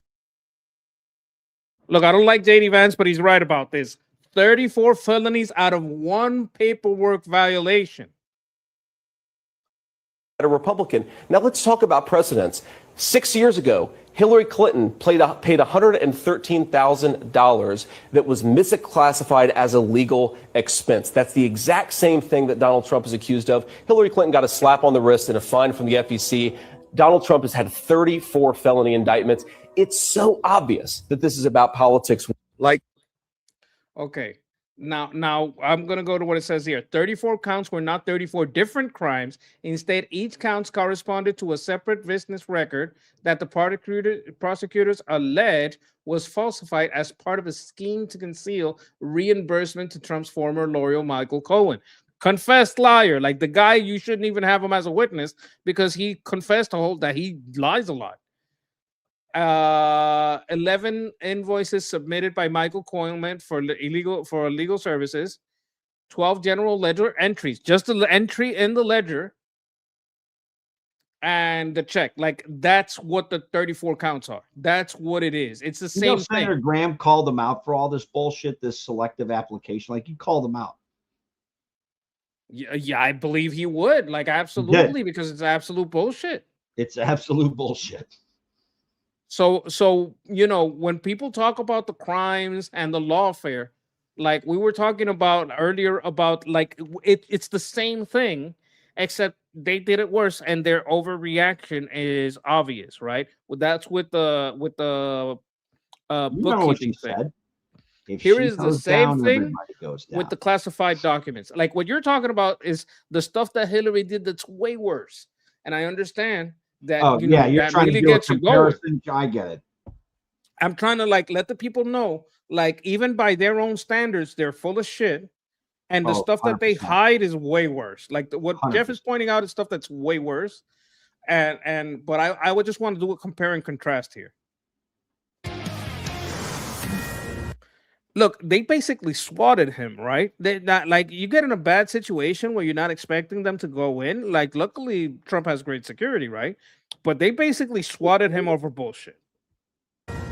Fox News alert, we just got our hands on the Biden tapes, and now we know the truth. Over 70 hours of unfiltered, raw recordings between Joe and his ghostwriter were you don't want to hear unfiltered and raw when you're talking about Joe Biden. Just made public by the DOJ. For years, the Bidens have been trying to keep you from listening to these tapes. The Bidens and the Democrats paid lawyers a small fortune to bury them. Why? They're pretty bad. I'm in Munich, but after Angela Merkel, president's working lunch with, hang on a second. It's confusing me. I was going to ask you something else. Oh gosh.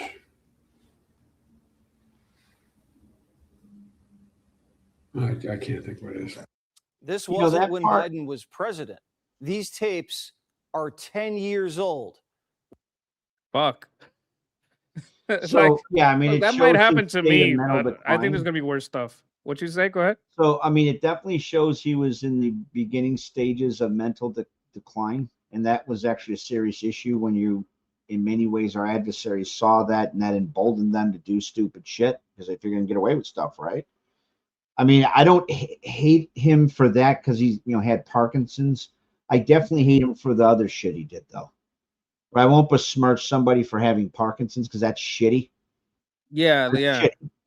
That said, the other shit, though, like giving his kid fucking no bid contracts for Burisma and undermining our efforts to assist our Ukrainian allies and to de-link Europe off of Russian oil and natural gas, that I got a fucking problem with, right? Running, like, throwing our allies under the bus, including Ukraine, when he's like, because you have, well, I can't say him because you already his brains were leaking out of his ears.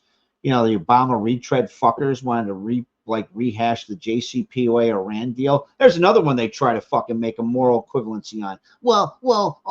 Donald's doing it. What's the difference? The difference is over 20,000 targets got vaporized. That's the fucking difference. And we're about ready to finish that job. Yeah. I mean, Obama and the group that stole Islam, Valerie fucking Jarrett, was too busy sucking mullah cock for money. Okay. Sorry if I had to go a little, I mean, I don't know how stuff. Sometimes fuck you doesn't really quite say it. Hey, but you're also welcome to say it. You can say fuck you sometimes. That's always welcome. I'm all for it. This is the American way. I think it's pardon my French, but we made it American. Let it go for a little bit. Right after Biden was Barack's VP, he tried to write a book, but couldn't remember a thing, not even the names of his own staff. I had the team that said, including the two guys who I think were with me, were the guy at Princeton now, economist, good guy, was our chief economic advisor. Not Kaufman. Think of his name, and the guy back out at the University of Chicago with a funny name. I'll think of it. Goolsby is one. Goolsby. Yeah, Goolsby is in Chicago. And the other guy's at Princeton. Yeah. I should write the name down so I don't keep forgetting. This proves Biden's brain was fried in 2017. But 10 years later, when he was even more deteriorated and falling asleep during debate prep, this is what the media told you. Start your tape right now, because I'm about to tell you the truth. And F you if you can't handle the truth. This version of Biden, intellectually, analytically, is the best Biden ever. Tapper wrote a book about how everybody knew Joe was cooked, but they had to stop Trump, so they lied to you. They even raided Trump's house for classified documents after Biden bragged about having an illegal skiff in his garage. So this was early on in 2009. I just found all the classified stuff downstairs. Okay, that's what I was getting to, right? He is confessing to having this stuff for many, many, many years. All right? Many years. Some of this may be classified, so be careful. Okay. I'm not sure. It's not more classified, but the next thing I have here is this is classified. This is probably something that goes to the presidential papers. I don't think so. It was in between. I didn't want to turn them in. They prosecuted Trump for the crimes Biden committed and admitted to. That's what I'm trying to point at. I'm like, let's not even go by. It's like a projection thing. It's like they're projecting, like they're accusing Trump of the kind of bookkeeping stuff that Hillary did, because it's the only thing they can kind of sort of make a stretch and get him on. And they're accusing him of doing the same thing with Biden on the classified stuff, because it's the only thing that they can kind of sort of plausibly deny, allege, and not get sued for defamation. Right? They're lying. They're lying about the 34 felony counts. That's not a felony. They're lying about the mishandling of the illegal charges documents. bumped up, and that's after he beat them. I mean, you can't. I mean, that's like it was so warped and Pure twisted. lawfare. Yeah, it's like double jeopardy. What the fuck? That was all my shitty. I mean, again, the issue of I'm not going to hammer Joe Biden for suffering dementia. I mean, in the sense of personally, right? I definitely will. I have a problem with him mishandling classified information. My biggest problem with that is that these people knew that this guy was not mentally fit. Like, this is not a mentally well person. Like, he's not physically well to handle this job. And our adversaries, fucking all of them. Not only did it almost assuredly play into his decision making when he said, "Come on, man, it's not going to be like Vietnam." Cracker, it was exactly like Vietnam. Like, literally, we had to rescue people off the fucking roof of the embassy and helicopters and everything. Actually, it wasn't. It was worse than Vietnam. Because, I don't know too many Vietnamese or like Montagnards that fell off of a plane wheel trying to hold on to it while it's taking off. Like, it's pretty fucking bad. Yeah. Pretty bad. That's shit. That's when you know the airport is surrounded and there's no way out. Or just like, wow. Right. So not only did it undermine, like, it played into his decision-making processes clearly, or the lack thereof. Like our enemies saw that shit, and that emboldened them. That, who do you think was in charge? Probably Jill? everybody else around him. For some of the stuff, Honestly, Jill. For a lot of the stuff, I don't even think Kamala was in Hunter charge. did his stupid shit. I think Kamala was so disinterested. She just wanted to coast, and this guy was so out of it that she couldn't coast. Probably try to So she kill was him. mad. Come on, Joe. You didn't want to sniff my hair. He's like, stop trying to kill the president. I don't know. I don't Stop don't trying think to she kill the wanted it. president with a sniff job. What's the matter with you? I don't think she wanted to be president. I still don't think she does. I mean, I'm think- being a little joke, like dark humor there. No, I mean it's funny. It's funny. But like let's workshop it out. Do you really think she wanted that power or do you think she wanted to coast? Oh, she probably wanted it. Like, okay, putting all the partisan shit and the haters, like what she stands for, aside. Like a sober analysis. Yeah, like having someone just go change up. Whoop, you're now the fucking nominee. You'd be like, holy shit! Like, that's a hell of a hot potato. What's my point? My point is, again, It's not the same to want it and plan for it than have it thrown on you. well, so it also illustrates something, right? And it's true that's true. I mean, it couldn't hide anymore. Clearly, Joe was not up to the task. It got so bad that they had to hot potato, like do a lateral pass to Kamala in the latter part of the election, which would tell you just how degraded that person's mental state really was and how absolutely fucking dangerous it is to have someone with that level of mental decline as the president. That's bad, especially bad. when you're in the fucking environment that we're in now. This isn't like 1946 where everything's bombed out. We're the only one with the bomb. Like, this isn't that. This is a very dangerous world. You need to have people that are on their shit. That's my problem. I think Kamala was kind of like an alkie that was coasting and she wanted to just make some money and get a little bit of power. I don't think she knew what even to do with power. And any office she holds, she would do the bare minimum and do it badly and maliciously. If you look at her time in the DA, it seemed like everybody else was doing her work. Disaster. Well, I'm It not was a saying she'd been disaster. good. I'm not saying she wouldn't be a disaster. I'm just saying from the more sobering geopolitical and geostrategic ramifications of that shit, which is Okay. you have a president who clearly is in advanced stages of mental decline in an environment where it's increasingly dangerous. Not fucking cool. No. Now, hear me out.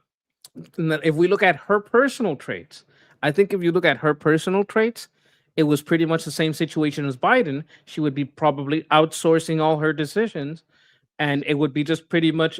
I had a comment here that said that Biden was Obama's third term. Kamala would be Obama's fourth term. You understand what I'm saying? Like, she would basically outsource all her decisions to some cabinet, maybe Obama, and she wouldn't be in charge of anything. Because if you look at her career and the things she's done, she's basically having her staff do all her shit. They're a bunch of crazy psychos, and she's probably drunk most of the time. The Well, so very also, dangerous like, grifters, they say here. Yeah, no, she's right. No, go to the the chat. It's 100%.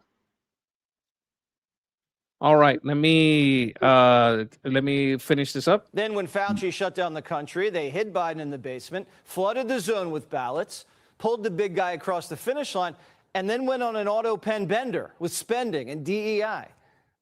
Then an hour before Trump got inaugurated, in the bitter cold, whoever was controlling the auto pen pardoned Fauci. Why? Did Fauci lobby for a pardon?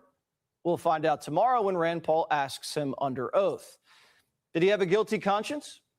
Well, he did fund gain-of-function research at a sloppy lab where a virus escaped and left 1 million Americans dead. He shut down the American economy on a whim, lied about the vax, crushed kids with school closures, and destroyed the First Amendment. Besides that, he's totally innocent. Be sure to like and I wouldn't trust the Wuhan lab people to not sell those experimented bats in the work market. So one of these days, I'll show some of the assessments I sent up to the chain to the GOP that in some ways underwrote their memos of the origin of the Chi-Com pandemic. So it's not that we didn't need a vaccine and we shouldn't have, we had to rush that shit. Like there's a reason Donald did Operation Warp Speed. That being said, my problem is that the Never Trumpers co-opted and weaponized the pandemic, and in doing so, undermined the effectiveness of US's response to said pandemic, right? Caused by the initial outbreak caused by criminal incompetence. I can say with the highest human certainty I possess, there's the highest degree of probability the initial outbreak was an accident due to criminal incompetence, because the Chi-Coms don't know how to fucking run labs. The reason that Fauci outsourced to Wuhan is he was trying to make a big splash in the science circles, and he wanted to be the first to do all the stuff. Well, yeah, great. This is actually one of the policies of Obama I actually agreed with, was NSOB. He was like, well, if you're going to do gain of function research, you better do it here in America under really controlled circumstances, right? And the reason he did that is because gain of function research is super powerful technology that allows you to do really cool things like cure cancer and AIDS. It also allows you to make things like synthetic-based chimeric bioweaponry. Yeah. And so, like, Fauci didn't care about that. He just outsourced it because he wanted to make the big splash. Chi-Coms sit there and, like, filter it away, unbeknownst to Fauci. Start fucking around and weaponizing it. It leaks out of the lab. The Chi-Coms lie about it, right? They violate international health regulation 2005, Article 2, Item 2. It says you have to warn the world in 24 hours. They didn't. And then when the Chi-Coms knew they couldn't bury it, they made sure everybody got a taste of it. And that is indeed an act of war. Yeah. And so what is that? Hold on, what does that tell you? That tells you not only what the Chi-Coms did, it tells you what they're willing to do. And when you have people weaponize the response to a pandemic and not only undermine the efficacy of a response, erode citizen confidence in the very institutions you would need to push back or defend against that at a time when the enemies are using that more and more, that's like fucking tantamount to treason.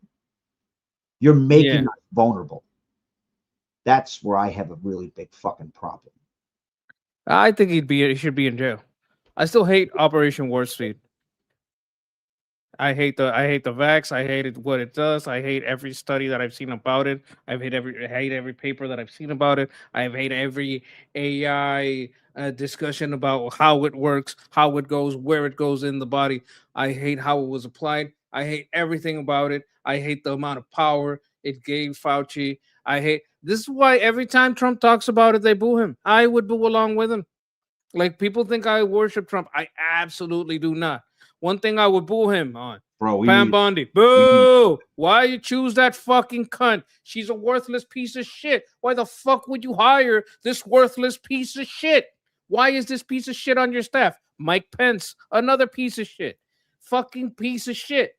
A deal with Iran. Are you out of your fucking mind? I hope this is all smoke and mirrors, because we're going to hammer them home. And then maybe there's some salvation and I can stop calling JD Vance, JD Pence. I hope this is all smoke and mirrors. And hey, guys, we had to trick them. I hope that's the long-term goal of it. But I fucking hate Operation Warp Speed. He stopped mentioning. He stopped because people think MAGA is worship. It's not fucking worship, right? No, so Trump himself knows it's not worship. Some people hate some of the stuff he did, and there's nobody on the goddamn fucking planet that's going to get them to like it.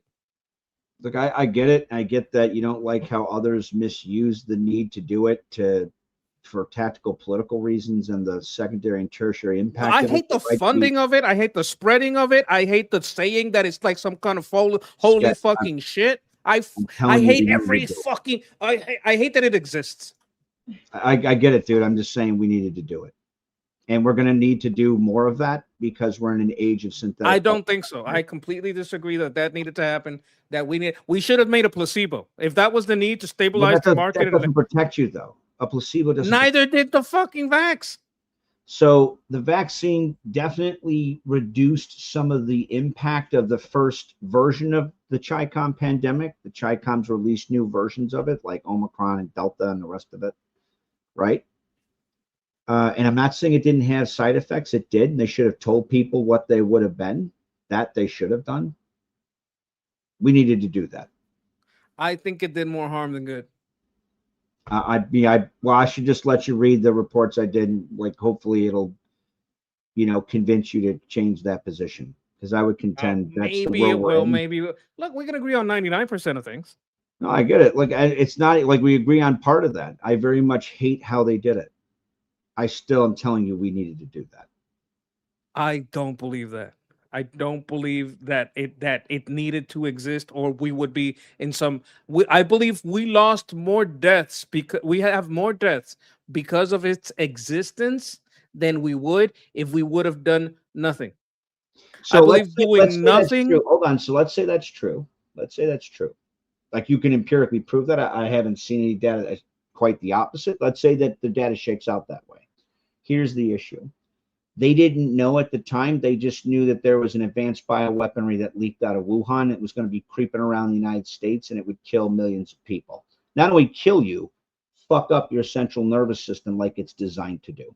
Just like the Chi-Coms admitted that they were investing in, redoubling their efforts. Just look up ultra, micro, non-lethal, and reversible. It was actually written by Colonel Kuo, and it was actually cited in the Army Times in 2004.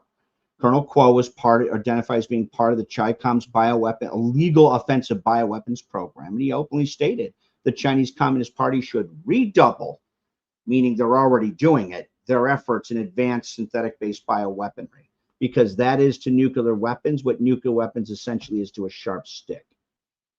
Why do you think the DNI sat there, and I was one of the ones that sent it up the chain through people in Trump's first cabinet? The DNI and the NCIX, the head of the National Counterintelligence Executive, put out a memo and said, wow, it's really fucking dangerous that the Chinese Communist Party is buying up all of America's genomic data. Why do you think they did that? That's the world. I don't think that the chemical and the compositions of the vaccine, all those things being what they are, I don't think the chemicals and the compositions of the vaccine did more good than harm. That may or may not be true. I haven't seen data to show that. I'm just saying, understand that this is the world we live in. We live in a world now where synthetic bioweaponry is very easy to make, and that is really goddamn dangerous. Why do you think the Mullah regime remnants has to die? I mean, you agree with that, right? Because they can take alternative approaches. They can take or pursue alternative W&D profiles, not the least of which is synthetic bioweaponry. Well, why do you keep saying synthetic? It seems like, why is that more dangerous? Because you could do things like make bioweaponry out of mirrored life, which circumvents any and all like living things' fucking immune system. That's scary shit, man. That is to bioweaponry what like salted bombs are to nuclear weapons, except for it's a lot more dangerous because it's a lot easier to make. That's where we're at. That's why the Mullah regime remnants has to die. You're talking about a lot of very general stuff. I'm talking about one specific thing with one chemical composition. No, I look, understand everything you said is true. I understand everything you said is true. About that specific vaccine, I have a lot of doubts. And spreading it at warp speed. Tons of side effects. There's no doubt about it. None. Totally true. And how many people died from it? And all the rest of it. That's 100%. They didn't know. Also, there's another causer of death that I think is directly even more than the vaccine. Let's say, let's do a thought experiment. The vaccine did not kill one person. It's the safest vaccine ever. It's safer than fucking a placebo. That was fucked up. The other remedies. One of them was the lung machines. The other was lockdown. Yeah, those two things killed so many people that I think it was equal to or more than would have died of the fucking COVID.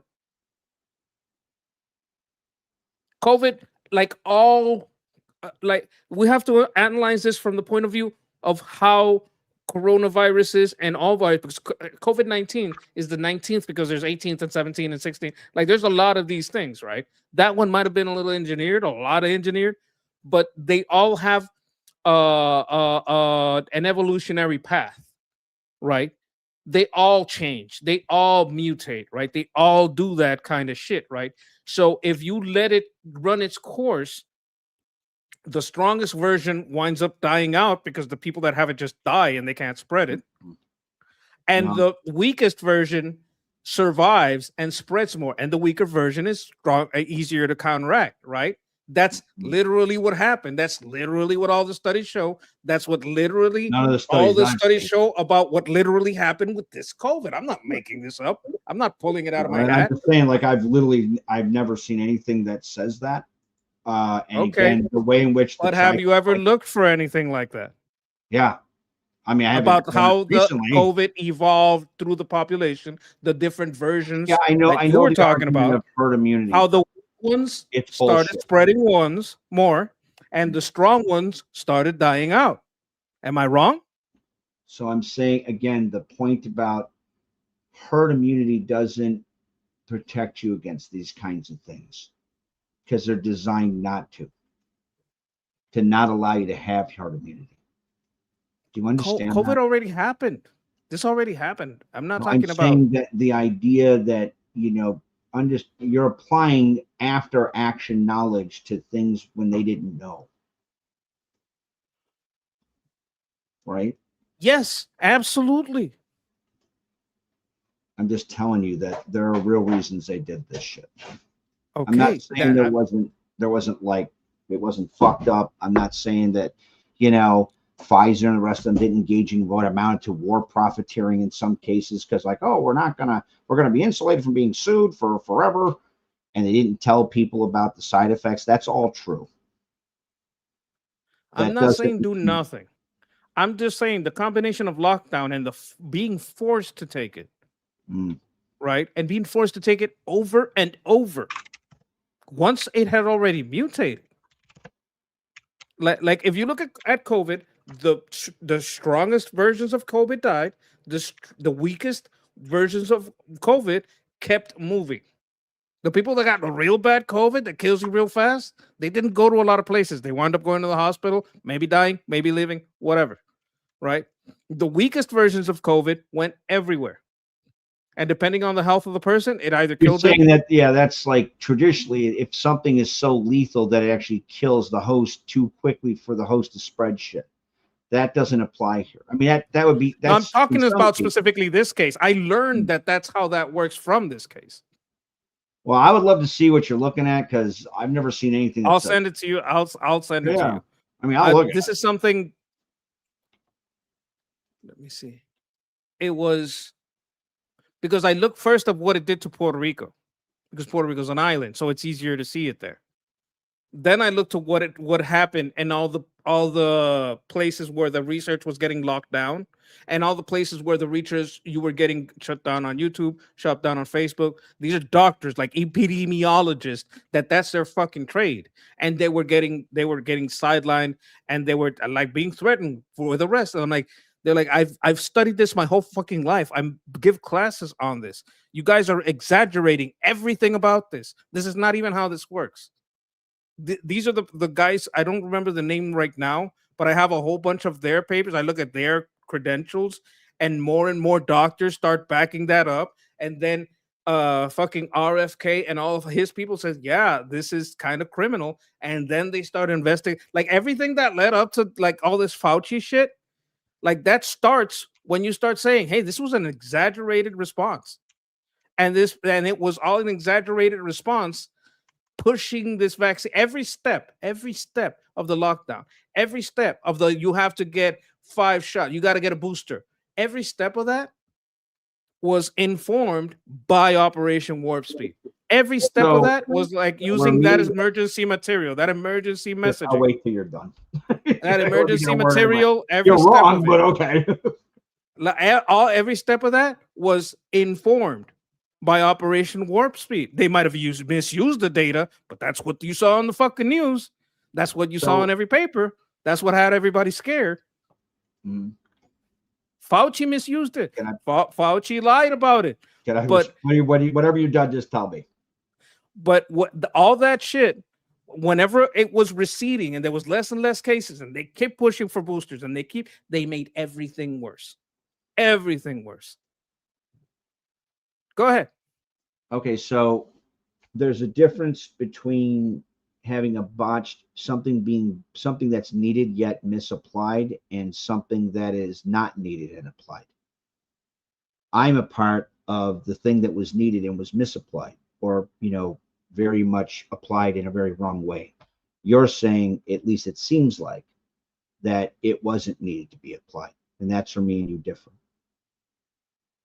You're not the only one. It's like you're giving heroin for a headache. Like I legit played a role in like the planning of the some of the Northeast response to advance like a bioterrorism events. Like right after the terrorist attack of September 11th. You're not the only one that's experiencing this.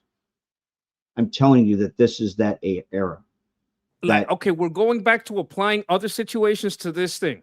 Bioweapons lab and the weaponization and this and this and that. I'm talking about one specific case, about one specific medicine. Like it seems like I know you had something to do with the response in that you made a framework. That doesn't mean you have to tie yourself to what they did.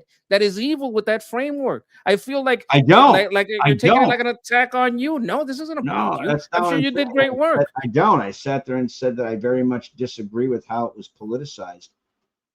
I'm saying that it was weaponized against the economy, against the people, for it as an agent of control. There was so many. Well, so it was weaponized by never Trumpers to fucking harm the economy, because just as what's his name, James Stewart, the one that went to, forgive me, it's late. Jon Stewart. Yeah, Jon Stewart, right? He said, well, even though they say that like a recession kills like this many people for every points that are lost, well, we'll bring on the recession because we have to get rid of Donald.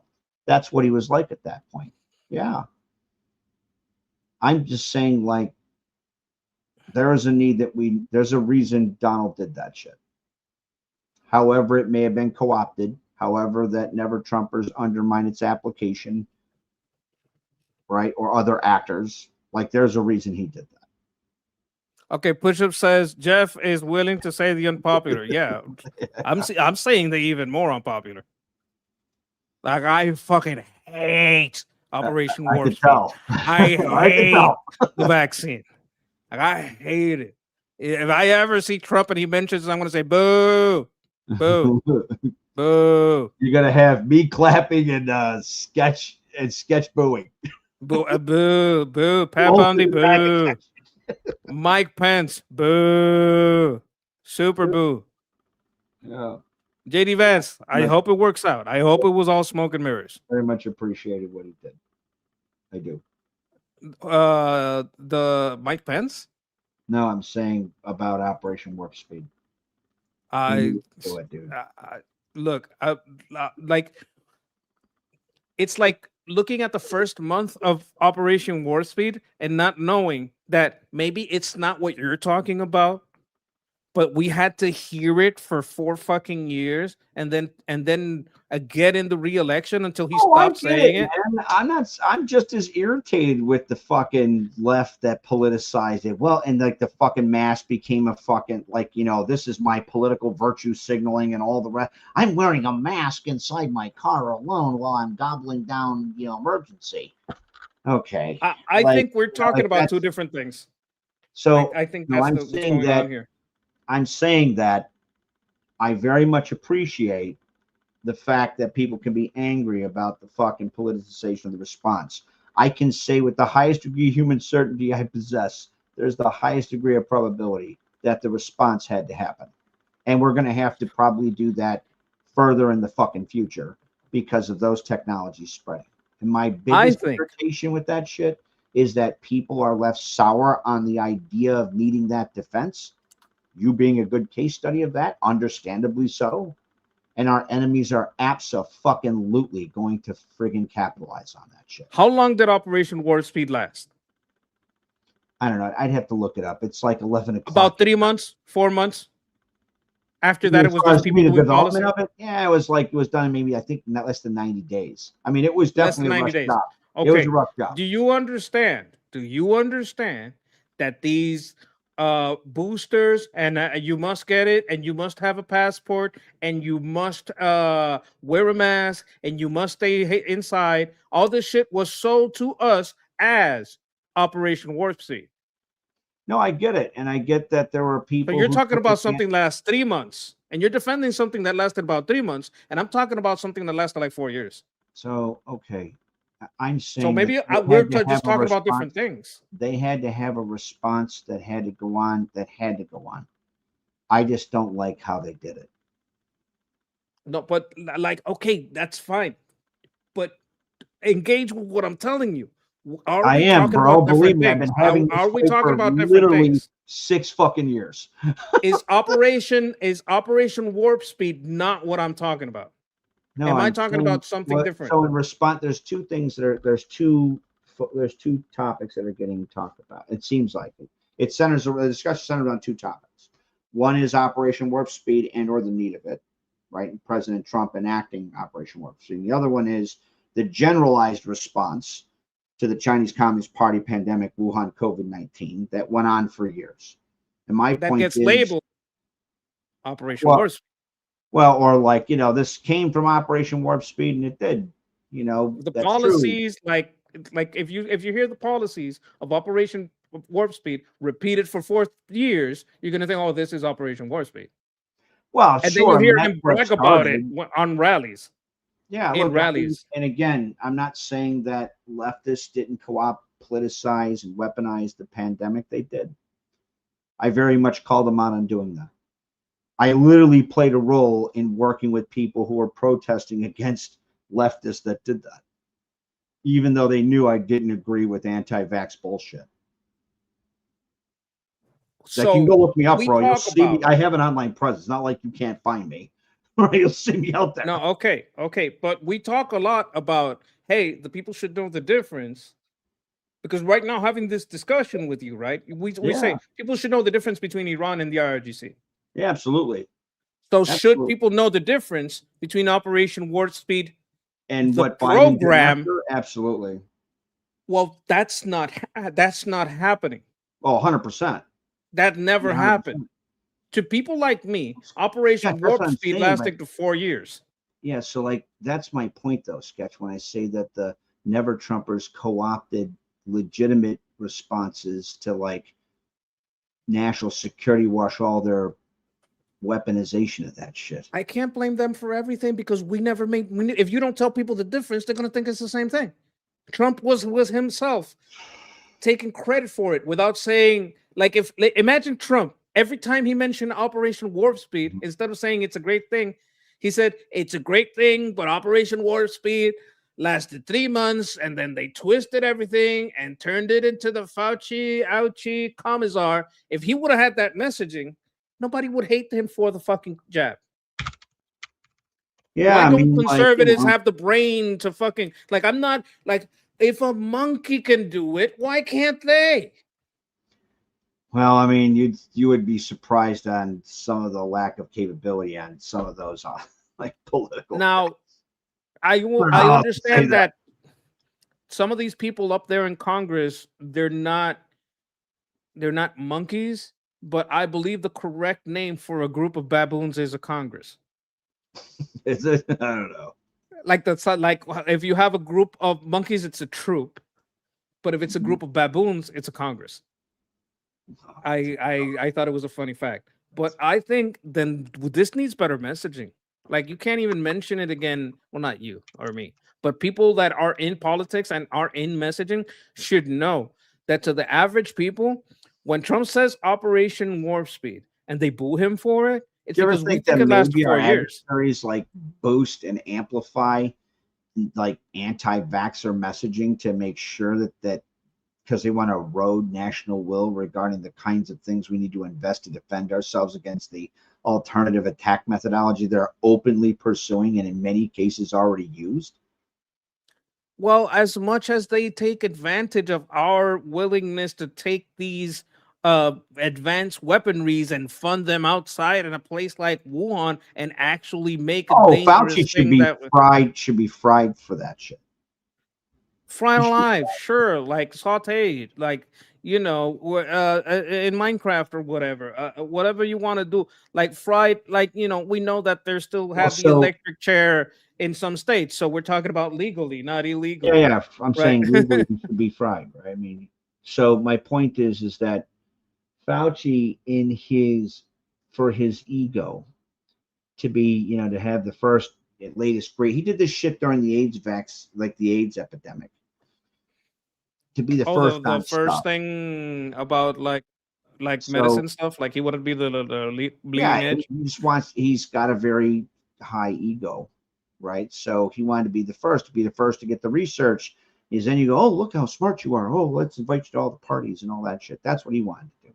He wanted to be the first one to make a splash, research splash in science circles. And so what Fauci did is he circumvented domestic regulations on how to use gain of function research that was actually in place by Obama, which, while I fucking hate Obama, right? Like, and I'm the guy who coined the term guardedly optimistic regarding Obama. Like, legit, I was interviewed by ABC in inauguration day of 2009. Doesn't mean I just conceded my position. Well, you weren't the only one. Well, I mean, like, I very much was. I'll post it in school. You can see me actually put all the qualifiers in the chat that came after it. Like, I don't agree with him on anything. That was about being an American, not Republican or Democrat. So what's my point? Well, I was even dumber. I thought he was probably a great guy without knowing anything. No, I didn't think that. I was just trying to be a patriotic American, right? Inauguration day is about being American, not Republican or Democrat. So in any case, even though I was the guy who coined that term or lost that guarded optimism very quickly and have a lot to be angry for regarding Obama's administration. I've gone through his weaponized DOJ, truly. I very much appreciated the policy Obama implemented with regards to gain of function research with NSUP. Fauci used his connections in the National Institute of Health and other places to circumvent those regulations and outsource that research to a known adversary. That I have a fucking problem with. Well, everyone should. I wasn't that political back in those days. I thought it was like a happy metal kind of thing. That started kind of my political awakening because a lot of the bullshit that he did made a lot of things way worse. Oh, I mean, I disagree with Obama's policies on almost everything, based on the policy, right? The merit of the policy. That's who I am. That's how I honor our fallen soldiers. That's how I respect the office of the president, independent of the person who's there.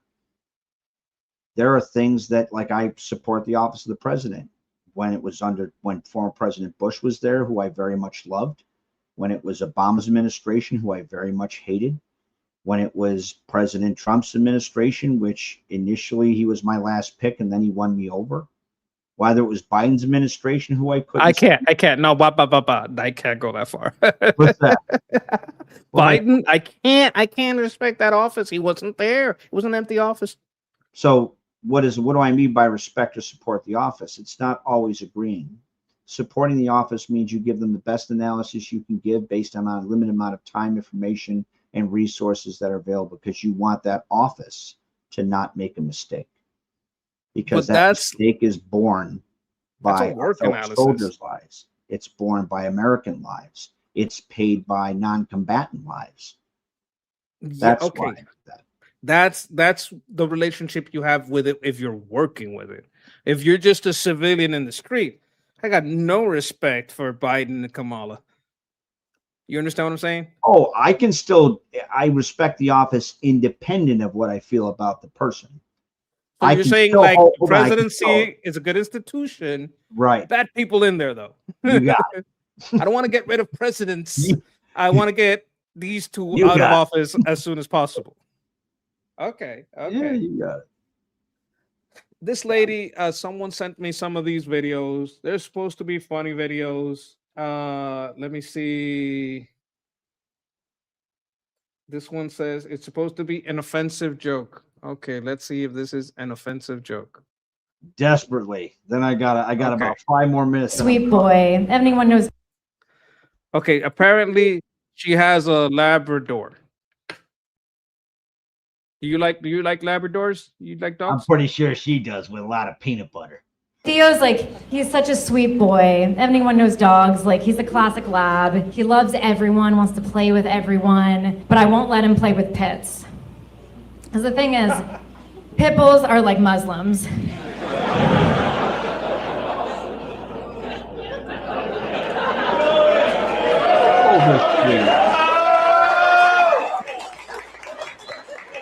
By the way, the few people who aren't excited about this are the pit bull owners.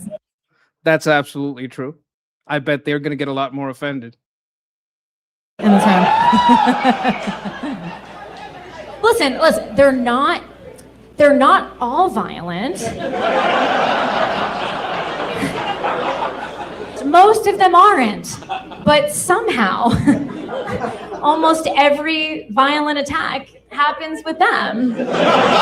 I mean, jeez. They're like the Al-Qaeda sleeper cell of dogs, you know? You'll see a pet for years, so happy, so sweet, and then they get a signal that we don't see, and they're activated, and your face is torn off. And then you have some liberal white woman defending it, saying that you shouldn't put it down, and that somehow it was your fault. They're like, well, all the ones that I grew up with were super peaceful. Great, we should put them in our dog parks because it worked out so well in all the other dog parks, right? I think she means nations. This is a breed that was they made it just recently. It's meant for illegal fighting. And we have to pretend that all those years of inbreeding and raising them from a young age to fight, that just goes away and suddenly they're westernized, domesticated. All right.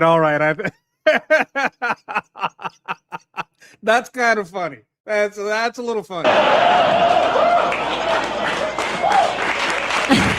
You have to wonder if it's a practicing pit, and this isn't a metaphor for anything. Sure it's not. That is there's funny. skittle-haired bitches cracking walnuts with their asshole, mumbling about how they hate her right about now. Yeah. She has to she's apparently I have heard this joke before, but apparently her biggest fear in telling this joke and her biggest problem is pit bull owners. That's like the danger about this joke. These are the people that get out drunk and angry and talking shit to her. It's the pit bull owners. Okay, look at this. Okay, Sarah says, former pit bull owner, I love a good violent Muslim joke, but this joke sucks. You see, they can't take a joke. It's I funny. Take it as a joke. Pit bull that I very much love, and I could get why people. they are very loving. You know what's funny about that? You're talking about the pit bulls, but I know. Muslims, you got full Muslims close to you that you love, and you didn't talk about them. You went straight to the pit bull. So this is proving my point. People get more bothered about the pit bull than they do about the Muslim. How many pit bulls flew planes in the building? Sketch, not many. I know. Listen. I'm just saying, if anybody tries to train a pit bull to fly, I'm not down. I'm not having it. Not even a little. No flying pit bulls. No. This one is about California. So let's see how this part goes. It's like a Scooby-Doo villain. With that hair, I feel like he could just I think she's talking about Gavin Newsom. I think this is about Gavin Newsom. Pull that off and reveal a green lizard. It's and I would have gotten away with it too if it weren't for you meddling Republicans. He says as we drag him away from the homeless shelter they spent $117 billion on. They do spend too much on those fucking shelters. For toothless Guatemalans or something. But it was good because they put it next to a train station far away from the French Laundry. And they raised her taxes 300%. So over 20 years, they could build an astonishing 1 mile of train. Did you know that's factual? I know it is. It's fucking nuts. You see That's how much they actually a spent on fact. Garbage cans. It's like a fucking $1 million garbage can. $1 million. And how that rail, they Insane. built 1 mile of it. It's fucking expensive as shit. Track. Where the train shuttles the toothless Guatemalans from the homeless shelter to the voting booth, and from the homeless shelter to the voting booth. Okay. And while You know they're what? on this train, they're getting free dental implants and iPhones. And as the train goes, some Indians start jumping onto the train, you know, because that's what they do. And they're on top of the train. And Gavin's just throwing H-1Bs at them, and he's throwing H-1B visas at them. And I'm sorry. This joke went so off the rails.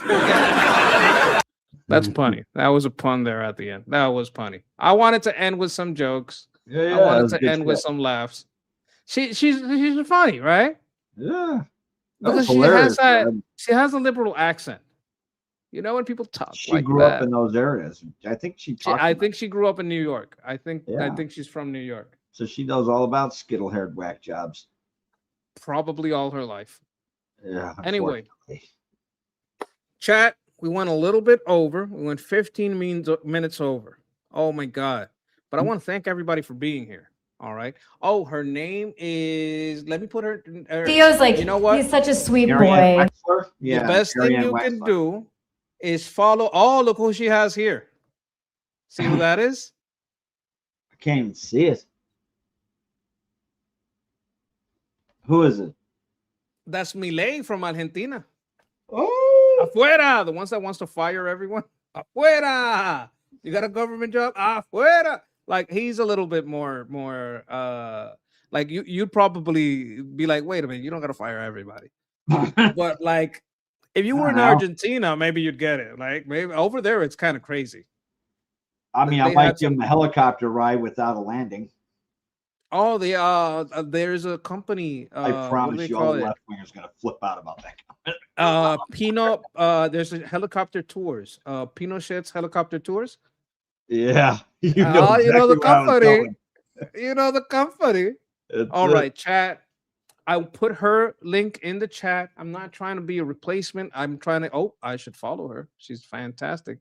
I want you all to like give her a follow, give her a like, check out her material. Maybe she's in a club near you. Go check her out. Like I would love for her to be very successful because she's kind of funny. Not kind of, just like sort of a lot funny.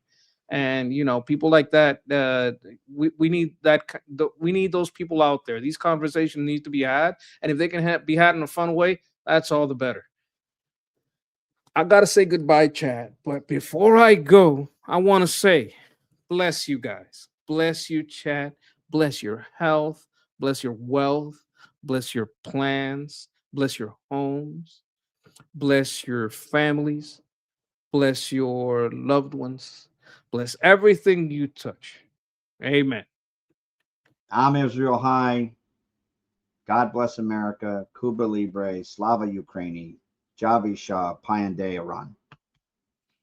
Be safe, guys. Peace.